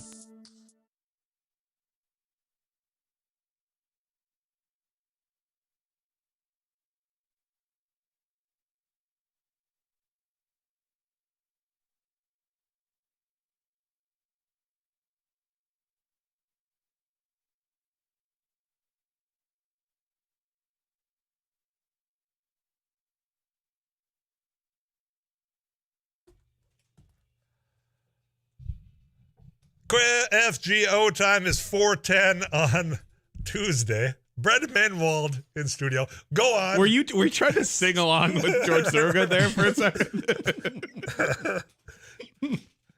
No, I was not. Thanks, though. I saw you giggling like a school-age boy back there. Well, you know. I just fumbled over my words, which happens from time to time as I talk for 3 hours weekdays. Sometimes I ain't very good at it. Hi, Brandon. Welcome back. How you been, man? I've been good. Glad to be back. And by the way, I was listening to your daylight savings time thing. You're absolutely in the right. I will bring one more argument to the table on daylight savings. Please do. What you need to consider are the people like me who play a lot of golf, because you get done with work, it's 5:30, takes 4 hours to play golf. If it is dark at 8 o'clock at night, never going to happen. You gather the sympathy of no one listening. That is absolutely true. That is such a first world. Consider me with my golf bag and my golf cart. I know it'll be dark. I won't be able to see my golf ball. Yeah. The skies will part. You ever play glow ball? Yes, I've done it. It is. It's interesting. It's actually fun. In fact, they used to. I'm not sure if Fargo Parks does this anymore, but they used to put on a 2-person glow ball tournament at El Zego every year. Really? And it would fill up every year too, because it's a hoot. I went. I didn't play this last year. I haven't played glow ball for a long time. The one time I did, you would have the glow stick that you'd put inside the golf ball, and if you didn't have it the right way, you would hit the glow stick out of the ball, and so then you you're find stuck. that, and then you don't know what to do. Yeah, it's weird to have to position it every time. Yeah, but I was asked to come up to Maddock to do the Renaissance Festival for my show, and that night was their big golf tournament. That was glow stick, and it was packed. People wanted to play that more than any other round of golf. And it was quite the show. But there are people that are listening that are golfing that say, "Yep, that is a great argument." There was one more that I want to get to about that before I get to the whole point why Brent Midwald has run for office, and there's been people asking, what should we expect? It's an election year, so I figured, somebody that's not running this year, let's just have a conversation. You and I have both been on the ballot before. Yeah. But about daylight savings, Tyler, when our kids were little, it was hell getting them to go to bed when the sun was high and they had to get up and go to the next morning. So we could get them, or we could go to work. Sorry, this is broken up in this text club. I'm sure for those anywhere south of our latitude, saving time is much more fun. I'll just keep it one way or the other. Well, that's the thing. I mean, if we're going to be forced to pick one, I just prefer this one. Now, I say that as somebody who doesn't have any kids. So, right, and I'm in that boat too. But I would say that, I would certainly rather pick, if I got stuck with the other one versus keeping daylight savings. Of course, yes, one is better than two, no matter which one we pick. But just pick. But I'm with you on the if taking the summertime. All right, thanks, man. I'm glad to have your support as well. So this we're in this convention period right now, as far as lawmakers, candidates just across the board. I know that some people haven't announced their candidacy. I've heard it from some Republicans that are going to make some waves here in a little bit. But there's also what should we expect? I've never done this before, so I figured, what, we'll just throw it out there. Your experience, you ran for the legislature in South Fargo. I mean, you and I were just talking, because we're hearing all these conversations. It kind of gives you that flutter, right? Almost as though for those of us that you have that dream that, boy, you forgot that you had a final coming up and you didn't study for it, but it's time to go. I kind of get that when it comes to this period of, well, we got to raise money. You got these the door knocking maps. Do you still get that as a former candidate? Oh, without doubt. In fact, this time of the year, I'm always reminded of all the things I either didn't know or didn't know I was going to have to know until I eventually knew them later. Because running for office is one of those things where there are a million things you need to prioritize. There's a million things you need to do, but you're not going to even remember to do them all until they become either way more important later, or you'll forget them entirely. And so, at this time of the year, I'm always thinking of all the things that's oh my gosh, how many things would I have to remember to be doing right now? And it's not that bad. It's not nearly that stressful to run for office as I'm making it sound. But it is a lot about trying to figure out things as fast as you can on the fly. Yeah. And there's not, people will come up and say, well, here's the game plan. This is all you got to do. That's never the case. No. Now, one thing that for all of you that wanted to stay on standard time, get it darker early so I have more in the sunlight. One thing that would be a benefit, you're not going to have all the door knockers late at night. That is true. I definitely never knocked doors at night. Knocked doors at night or in heavy rain. Those were the days I gave myself off. The question that because what got you to run? Because here's the conversation that I run into, whether that's on this weekend when I was in Devil's Lake just hanging out, or if I'm at a coffee shop here, is, I see what's going on. I don't like what's going on. What can I do? How do I get involved? How do I run? And now that last part's been asked fewer and fewer because I think people are afraid of what they're watching this become as far as the back and forth here. Mm-hmm. But how did it happen for you? Well, yeah, in my case, I was I was leading a charge to try to overturn North Dakota's blue laws, or the Sunday closing law. And I did that full well, not expecting to run for office or have anything really to do with any of those things. So I didn't know a lot before that about the legislative process. I mean, I paid attention to politics because it was always somewhat interesting, but I didn't know a lot about, all the minutia of, exactly how many committee hearings you need to go through for a bill to get heard on the floor and all of that good stuff. So I started there and was trying to get that passed. And as a course of that, I would go out to the legislature. I'd be testifying in front of these committees used to sit on. I'd be watching the floor all the time. And then once you start doing that, that's when I started to get the itch to, you start to see things that you don't like you were mentioning, and you start thinking to yourself, okay, well, wait a second. I mean, even if I could get this one thing done that I'm very interested in doing, there are all these other things, and I have opinions on those too. And maybe they aren't the way things should be, and maybe I should roll up my sleeves and do something more. One thing, and that's eventually the blue laws. You didn't get that changed the way you first tried, but eventually you got there. Yeah, not even the first two tries, but the third time was the charm. So perseverance is what that is. One thing that I'm surprised with this time in particular is the number of Republicans that still talk to me. Which there are a lot. That was a tongue-in-cheek comment. I'll get to a message that's kind of coming after me here. That they are so fed up with what they've been watching in North Dakota, and quite frankly, some of the national stuff, that they're going to be challenging some of those that have been there for quite some time, and how that pans out. You and I both were on the minority side. We were both ran as Democrats, to where it was an uphill battle no matter what. Oh yeah. To where for those that are so frustrated with what they see going on at any given time, this is where the X factor is going to be this time, is watching this. And if you have somebody that's been, a Speaker of the House that's taken all these trips and just really likes to have his photo out there, and you have somebody that's been well respected in the community, has been involved in a variety of things, they're starting to step up and say, we could be doing better at this. They've had the same conversations that you just described as well. Yeah, I think so. There's definitely a lot of things going on right now that have people's eyes up, I think, a little bit more than usual, especially in the other party. I don't want to call it a civil war, but they've definitely got some things going on in there. It's a big tent they have, and there are a lot of people with a lot of different opinions, and that always makes things, I think, interesting. We need more people stepping up to challenge status quo, whether or not you're talking about one party or the other, I suppose. Brandon Maidenwald's my guest. We're just having a conversation about what some of you have been considering. Do I run? Do I sit back? I'm tired of what I'm seeing. We'll come back with more after this. Plus, I want to ask about Pittsburgh Steelers. Oh, yes. I want to get to this. He's a fan, by the way. Tyler, I believe we exported more than we imported. I had done a fact checker, which people are trying to check my facts. Therefore, we could have been oil independent. But there are arguments with countries, or agreements with countries, to buy crude oil. You left-leaning personalities make it hard to listen.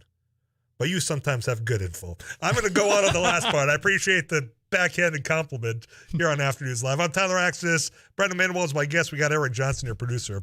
Be with it at 5 o'clock here on KFGO.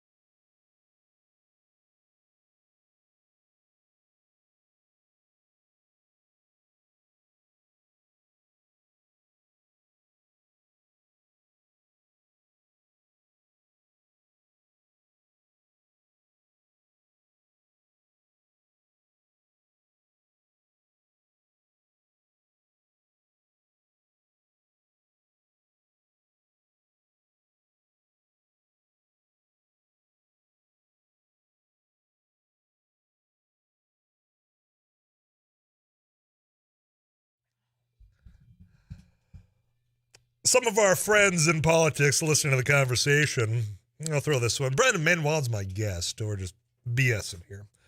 Tyler, not going to talk about how the Blue Law repeal was successfully championed by somebody who just happens to be running for mayor in town here. This is true. This is true.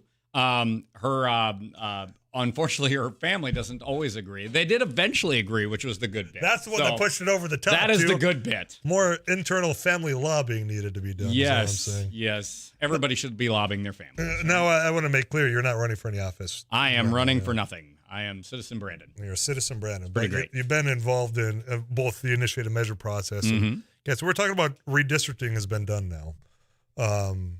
The lines are there. Now, I know there's a lawsuit that has been filed because there's some sub-districts that were done up in the our tribal land here, which, however you feel about that, I understand the intent when it comes to federal law, but I also understand some of the concerns, especially if you're only going to do it for 2 of the handful that we have here.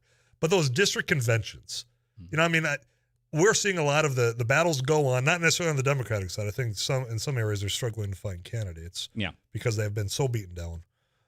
But you're seeing more activity on the Republican side here. But my question, because we've seen it from the state function, and just your opinion, do these conventions matter as much as they used to? I wonder that myself, actually, too. I mean, when I ran for office, we had a district convention where we had some contest, right? It was not a foregone conclusion. A lot of times these district conventions tend to be a foregone conclusion, right? There are a lot of, we already know who we're going to get, so we just go to them, we show up, we clap when we're supposed to clap, and this person's name's on the ballot, and we're all happy. When it's not, it turns into a real food fight. And of course, our convention was one of those back in the day. And so then you have, it's interesting. But I think if you're asking about value, really, those times you're almost always going to go to the primary ballot anyways. Mm-hmm. So if there's any value in it, the value is just, as a candidate, you usually have to just have your message down way earlier in the process, which you should do anyways. I mean, one of the things you should do if you're going to run for office is you should have a reason why. Doesn't matter what that reason is, but there should be a reason why and something you can articulate to other people. And that obviously, if your convention's a good one, you're spending your time in your convention doing exactly that. One thing that surprises me, what I'm watching as just an observer and a commentator now, is some of these longtime serving lawmakers that have just been expected to walk in, get the endorsement, and now they're finding themselves outnumbered in their district conventions. Mm-hmm. I think about Bob Erbley down in South Central North Dakota. Somebody got along with great, very conservative, but that had happened to him because there is a mobilization of, I think, newcomers to this whole process on the Republican side of North Dakota that's really catching some of these longtime servants completely off guard. Mm-hmm. I mean, I don't know if that deters at all because, like you said, probably going to the primary anyway. I think there used to be an expectation for them that I'm just going to walk in and get the endorsement. That's not happening. I don't think you can guarantee that they win at the primary level anymore either. No, I don't think you can either. No, and that certainly, I think, weighs a lot on the minds of some people when they decide whether or not they're going to run again. I mean, not only do you have redistricting, which might put you into a completely different place, or now you're running against people you've never run against before. Obviously, you can have a situation where you have multiple incumbents running for the same seat, which happens every 10 years. But then on top of all of that, unfortunately, some of these conventions have become real shouting matches. And, there's definitely those people, I think, who will weigh that and go, well, I just don't think I really want to put myself through this kind of a food fight that early on in the process. Well, and that's why I think you're seeing so many longtime people saying, I'm done. Mm-hmm. I mean, you think about the North Dakota Senate alone. Yeah. You lost now the Senate Appropriation Chair in Ray Holmberg. You've lost the Senate Majority Leader Rich Wardner. On the House side, you just lost the House Majority Leader. Mm-hmm. I mean, the process of how things actually get done in Bismarck is going to look so dramatically different here because all the long-term knowledge is just gone. Right. If you have these new people coming in, I'm not saying they're not worthy. That first session is an entirely just educational process. Oh, yeah. I mean, well, you've been there, so you know exactly how it feels to be the first-time lawmaker who comes into the session for the first time, right? Yeah. I mean, you spend a lot of time trying to get your ducks in a row. Drinking from a fire hose is what it is. Brandon, stick around. I want to talk. Yeah. A lot of focus has been on technology, and that's what your background is as well. Plus, we'll get talking some football as well. I'm Tyler Axis. I'll address the messages coming into 35270. I'm not ignoring you. I'll come back to those right after this KFGO News.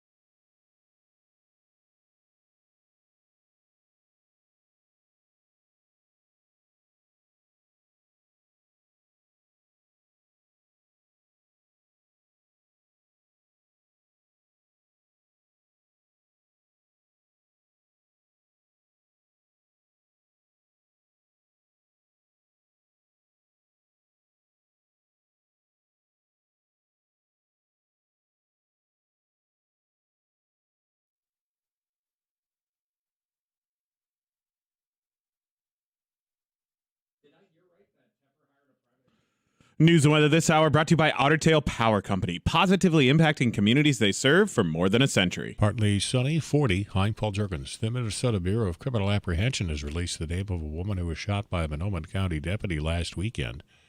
20-year-old Shakoya Basswood of Monoman is hospitalized in Fargo. The BCA says a deputy was trying to stop a car driven by Basswood for speeding on Highway 200. That officer's car slid into the ditch, and Deputy Dakota Zerny picked up the pursuit. He forced Basswood's car into the ditch in Nadawash. 2 of the 6 people in the car ran, including Basswood. Investigators say she was shot when she showed a handgun. One of the 2 men who ran from the scene has not been identified or located. Zerny is on standard administrative leave. Charges will be considered by the county attorney's office once the investigation is complete. A Detroit Lakes man has been charged in Becker County District Court with assaulting a referee at a basketball game.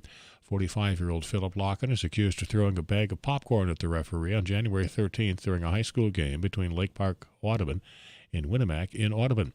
The complaint says the referee ejected Locken, at which point Locken raised his middle finger, entered the court, and grabbed the referee's whistle and shirt. Locken is charged with misdemeanor 5th-degree assault and misdemeanor disorderly conduct.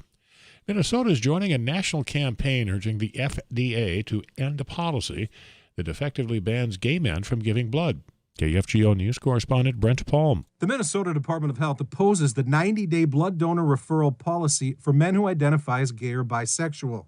Officials say it lacks credible evidence, is discriminatory, and restricts blood donation in a time of need. The American Red Cross says the U.S. is facing its worst blood shortage in a decade. The state health department says it's dedicated to serving all Minnesotans and continues to advocate for the unique needs of the LGBT community. 40 degrees. This is KFGO News.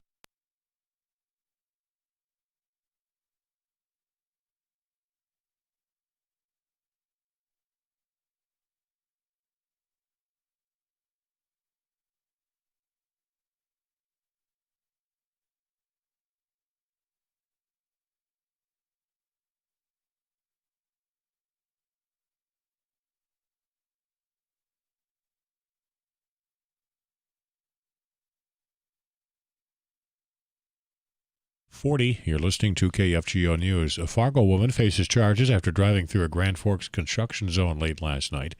An officer spotted a car striking one of the road signs. The driver, 21-year-old Carly Litchie, refused to pull over when an officer attempted a traffic stop. After a short pursuit at low to moderate speed, police used a special maneuver to stop the car.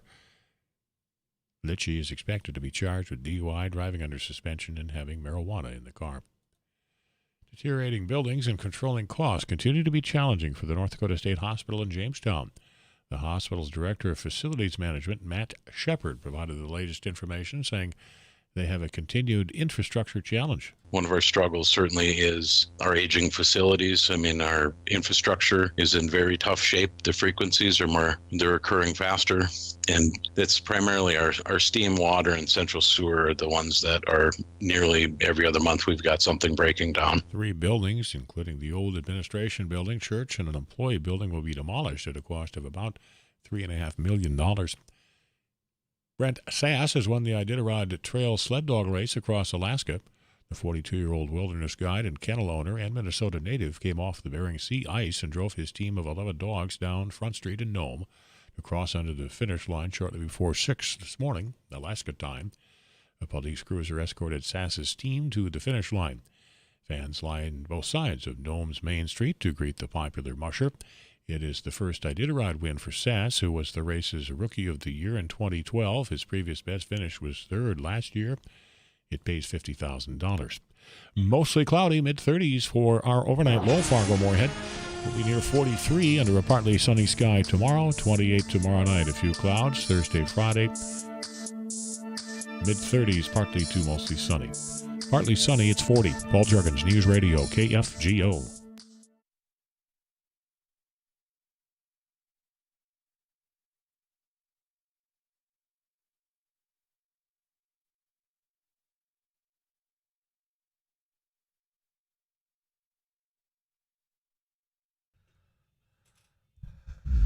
St. Patrick's Day is coming up on Thursday.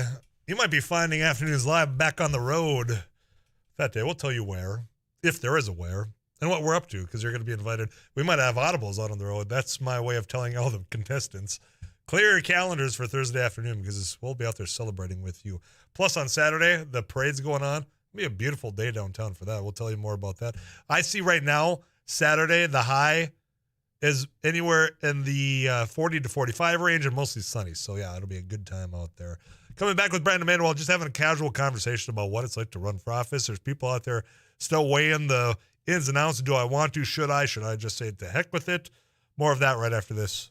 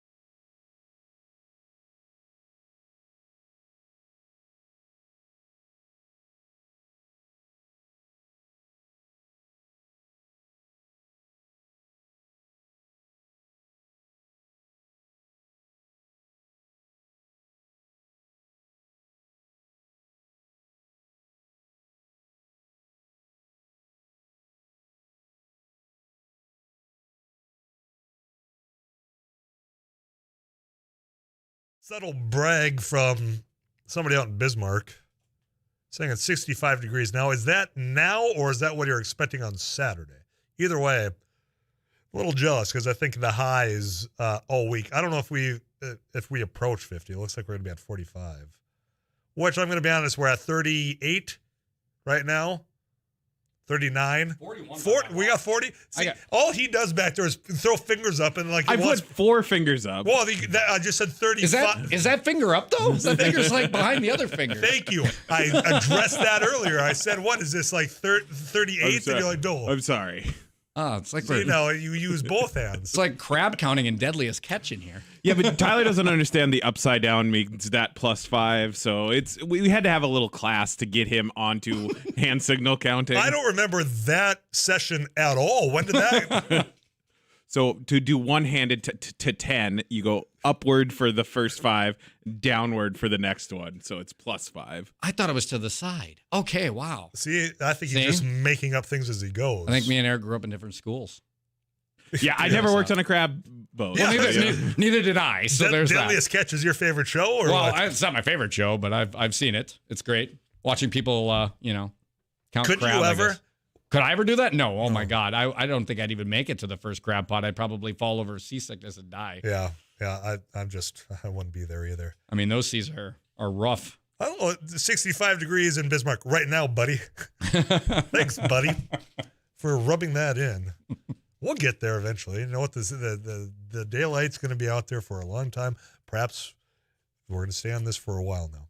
I want to get back because we were talking about just running. There's people weighing the options right now. Mm-hmm. And I think what people are fearful of right now, and I don't fault them for it, is getting involved in something that's quite frankly contentious, more so than what it had been. Mm-hmm. Because everyone's pounding. Look, all politics is local. Is it anymore? I mean, you can go to a school board right now, and they're talking about national things that have nothing to do with the Fargo School Board, the Findlay School Board, Fairmont, wherever you are listening. Mm-hmm. Everything's become nationalized now. What do you do if you're a candidate saying, look, I want to talk about the road that's in front of, the courthouse. I want to talk about property taxes, whichever office you're running for. I don't know how you turn the conversation back local anymore, Brandon. It's very difficult. I mean, when I ran 4 years ago, I was running in the year that Justice Kavanaugh was confirmed. And that was the whole the curveball that got thrown only a few months before the election.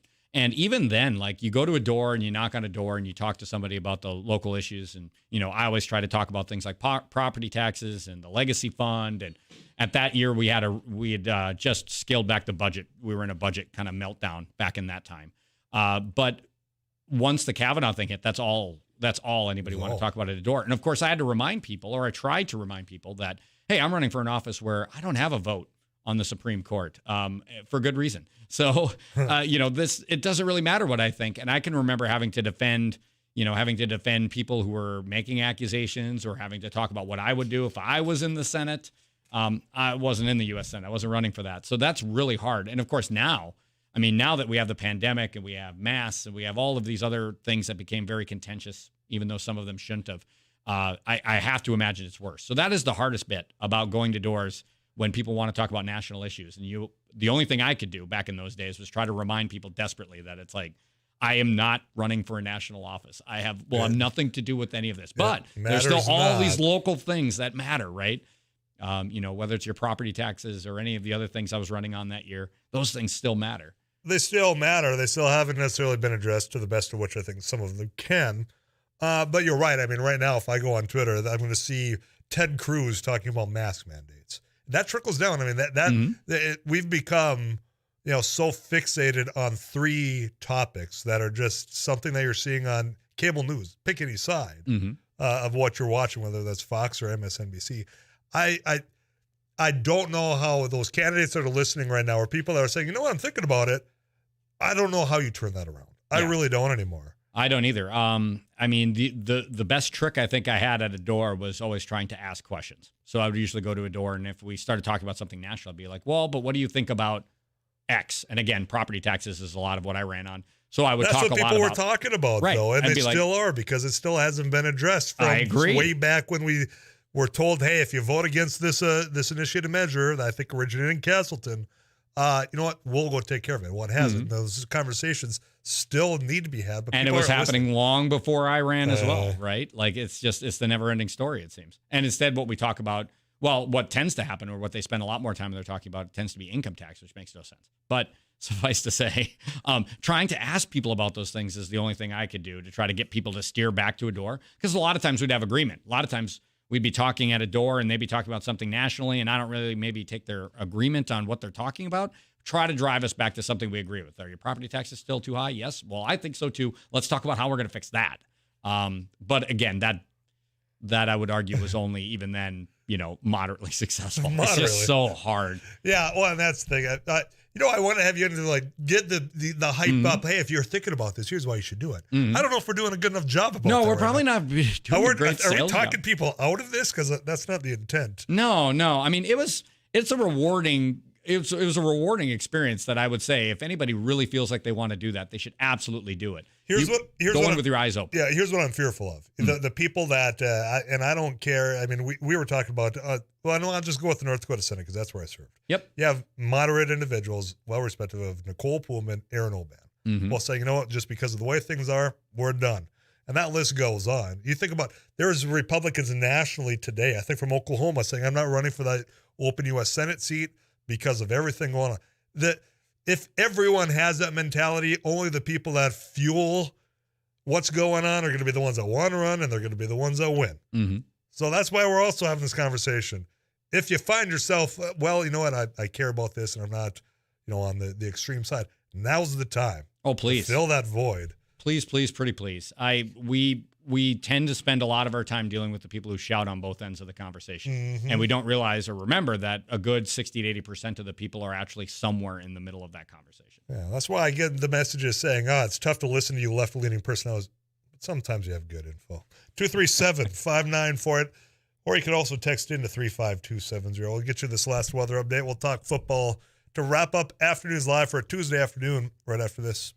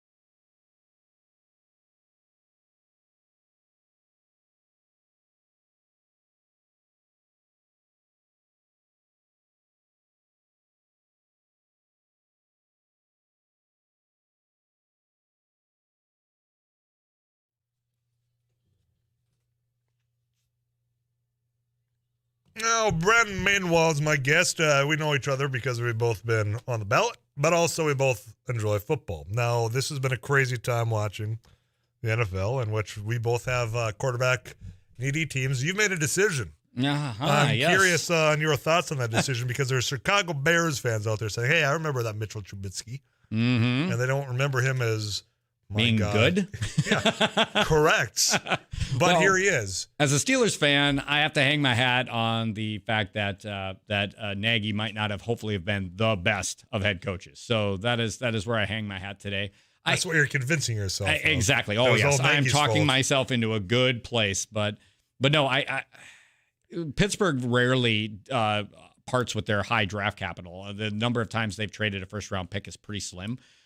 Any more than that is almost impossible. They just don't do it. So I knew going into this offseason with Ben Roethlisberger retiring that it was always going to be either a Mitch Trubisky or a Marcus Mariota. I think Jimmy Garoppolo was probably about as high a ceiling. And to be quite honest, I think there was a chance they would have went that direction if not for his shoulder surgery this week. You think that was what deterred, I suppose? I think he's a risk now, obviously, because, it was his non-throwing shoulder, but it was a shoulder nonetheless. So yeah, my hope is that he's a bridge at worst. At worst, he is a bridge quarterback for the next year or so until Pittsburgh finds their guy. Or at best, maybe, I think all Pittsburgh Steelers fans now are hoping for a Ryan Tannehill-like situation where you give a guy another chance and he maybe not light the world on fire, but with a competent running game and a defense, he can take you deep in the playoffs. Now, let me tell you about trying to give someone a second chance at quarterback that's got a competent run game and pretty decent defense. You're not Sam Darnold. I want to introduce you to the 2021 Carolina Panthers, in which you got Sam Darnold, and he comes from the New York Jets, and everyone's like, well, it's because of the coaching system up in New York. You got to give the guy a system that's going to make sense for him. We tried that. Yeah. And did you watch as that unfolded? Seeing ghosts. I noticed that as the season drew on, you and others text me less and less during the football season because my response would be get more and more bitter towards other teams. So I want to thank you for that. Yeah. I hope it works out better for you. I hope so too, but I don't think the Steelers are done. I would be surprised if they don't still pick up a quarterback. I don't think that they will probably do it in the first round though. Too many needs on this team, especially on the offensive defensive line. But I would suspect that the Steelers are still in the market for a draft quarterback, maybe a second round. I think that they are really high on Malik Willis. So if he were to somehow magically fall in their laps, I think they'd take him and maybe let him sit for a year, and maybe then they would think they have their quarterback of the future. Should have got Dan Michaels from the morning crew in here. I don't know. He's probably taking a nap right now. He's got to get up early for this, but he's a big Steelers fan as well. And the only thing that you didn't throw out there that he did, and now granted, take this from the PA guy at the NDSU Bison games, is, hey, Carson, we're ready for you. Yeah.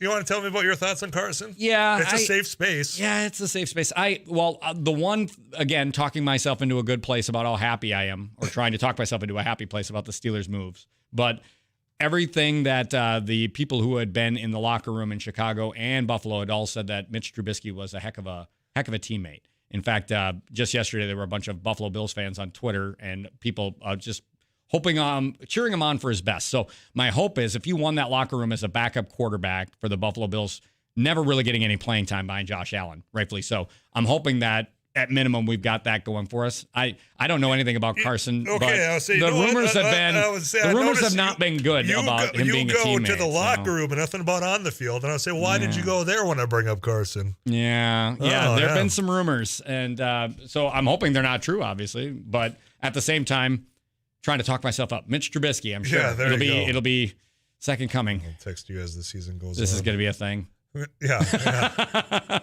Brandon, I'm going to let you go, man. I appreciate you stopping on in and just always good to be here. The breeze for an hour. The whole thing is that if you're thinking about it, don't be deterred not to just put your name on the ballot or at least get involved in some shape or form because, quite frankly, people need you out there. It's been quite a show watching unfold. I'm going to get to some of these text messages before I get on out of here. People, you were quite upset that I fact-checked the fact that all the easy talk of saying, hey, we were energy independent. We were still importing oil is the whole thing here. So you can talk about the rigs out there. Well, then the question comes down to if we have the permits and the leases there, then why has there not been more activity? And you can take that right here in the state of North Dakota. There are, I think, was it 300 or 400 partially completed wells? Well, you know what? The state hasn't exactly stepped in the way here. There is activity that could be done that we just haven't. So the question I have is then why? And I asked Congressman Kelly Armstrong in this last week. You can listen to that conversation at the KFGO podcast or wherever you get your podcasts.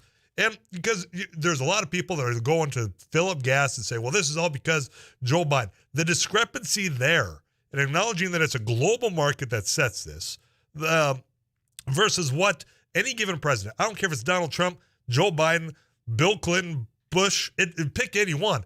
They aren't sitting there pulling this lever just of what you're going to be paying at the pump. Now, what I'm going to be watching here is the fact that as oil prices have come down, and just as quickly as they went up over the last 2 weeks, they have come down. As how long it takes for what you're seeing at the gas pump to do the same. Now, for all the talk that's coming in saying, why is Joe Biden asking Venezuela, OPEC, and others to start ramping up their production and we're not doing it here? I agree with you on that. I think you've got the ability here for whatever, if there is anything that the administration is doing that's preventing it. If you throw Keystone XL at me one more time, while the company itself has pulled everything, and hell, in South Dakota, they're just taken away from any obligation they have now because the company's not there. Try to put any bill in you want federally to say, well, we support this. It doesn't matter. And remind yourself that that's Canadian oil, that's not Bakken oil. But if there is anything that could be done from the administration to ramp it up here domestically, I'm fine with it. I support it. Give me that before you ever make a phone call to Venezuela. I'm with you on that. But you also have to acknowledge that we were importing, we were exporting, we were not energy independent under the previous administration. It sounds good as a talking point. The facts just aren't there. 237-594. In fact, I don't have time to take your calls right now. Derek Hansen's in the studio. I can't even really see if you got 30 seconds what's coming up on the Drive Time News. Hey, well, we'll get everything we normally have, and Dick Bramer back at 5:45. Twins are back, baby. Yeah, we got Chris Atterbury tomorrow. Also, we got Bill Werner. And we're going to have a conversation, Americans for Prosperity, on the Minnesota side. So that's all coming up tomorrow, a little bit after we got the Drive Time News. Couch Potato Radio, Derek Hansen sticking around, and KFGO today. But that's it for me today. I'm Tyler Axis, your host here on Afternoons Live. I'll be back tomorrow for more of the show. Till then, you take care. I'll check in right here on KFGO.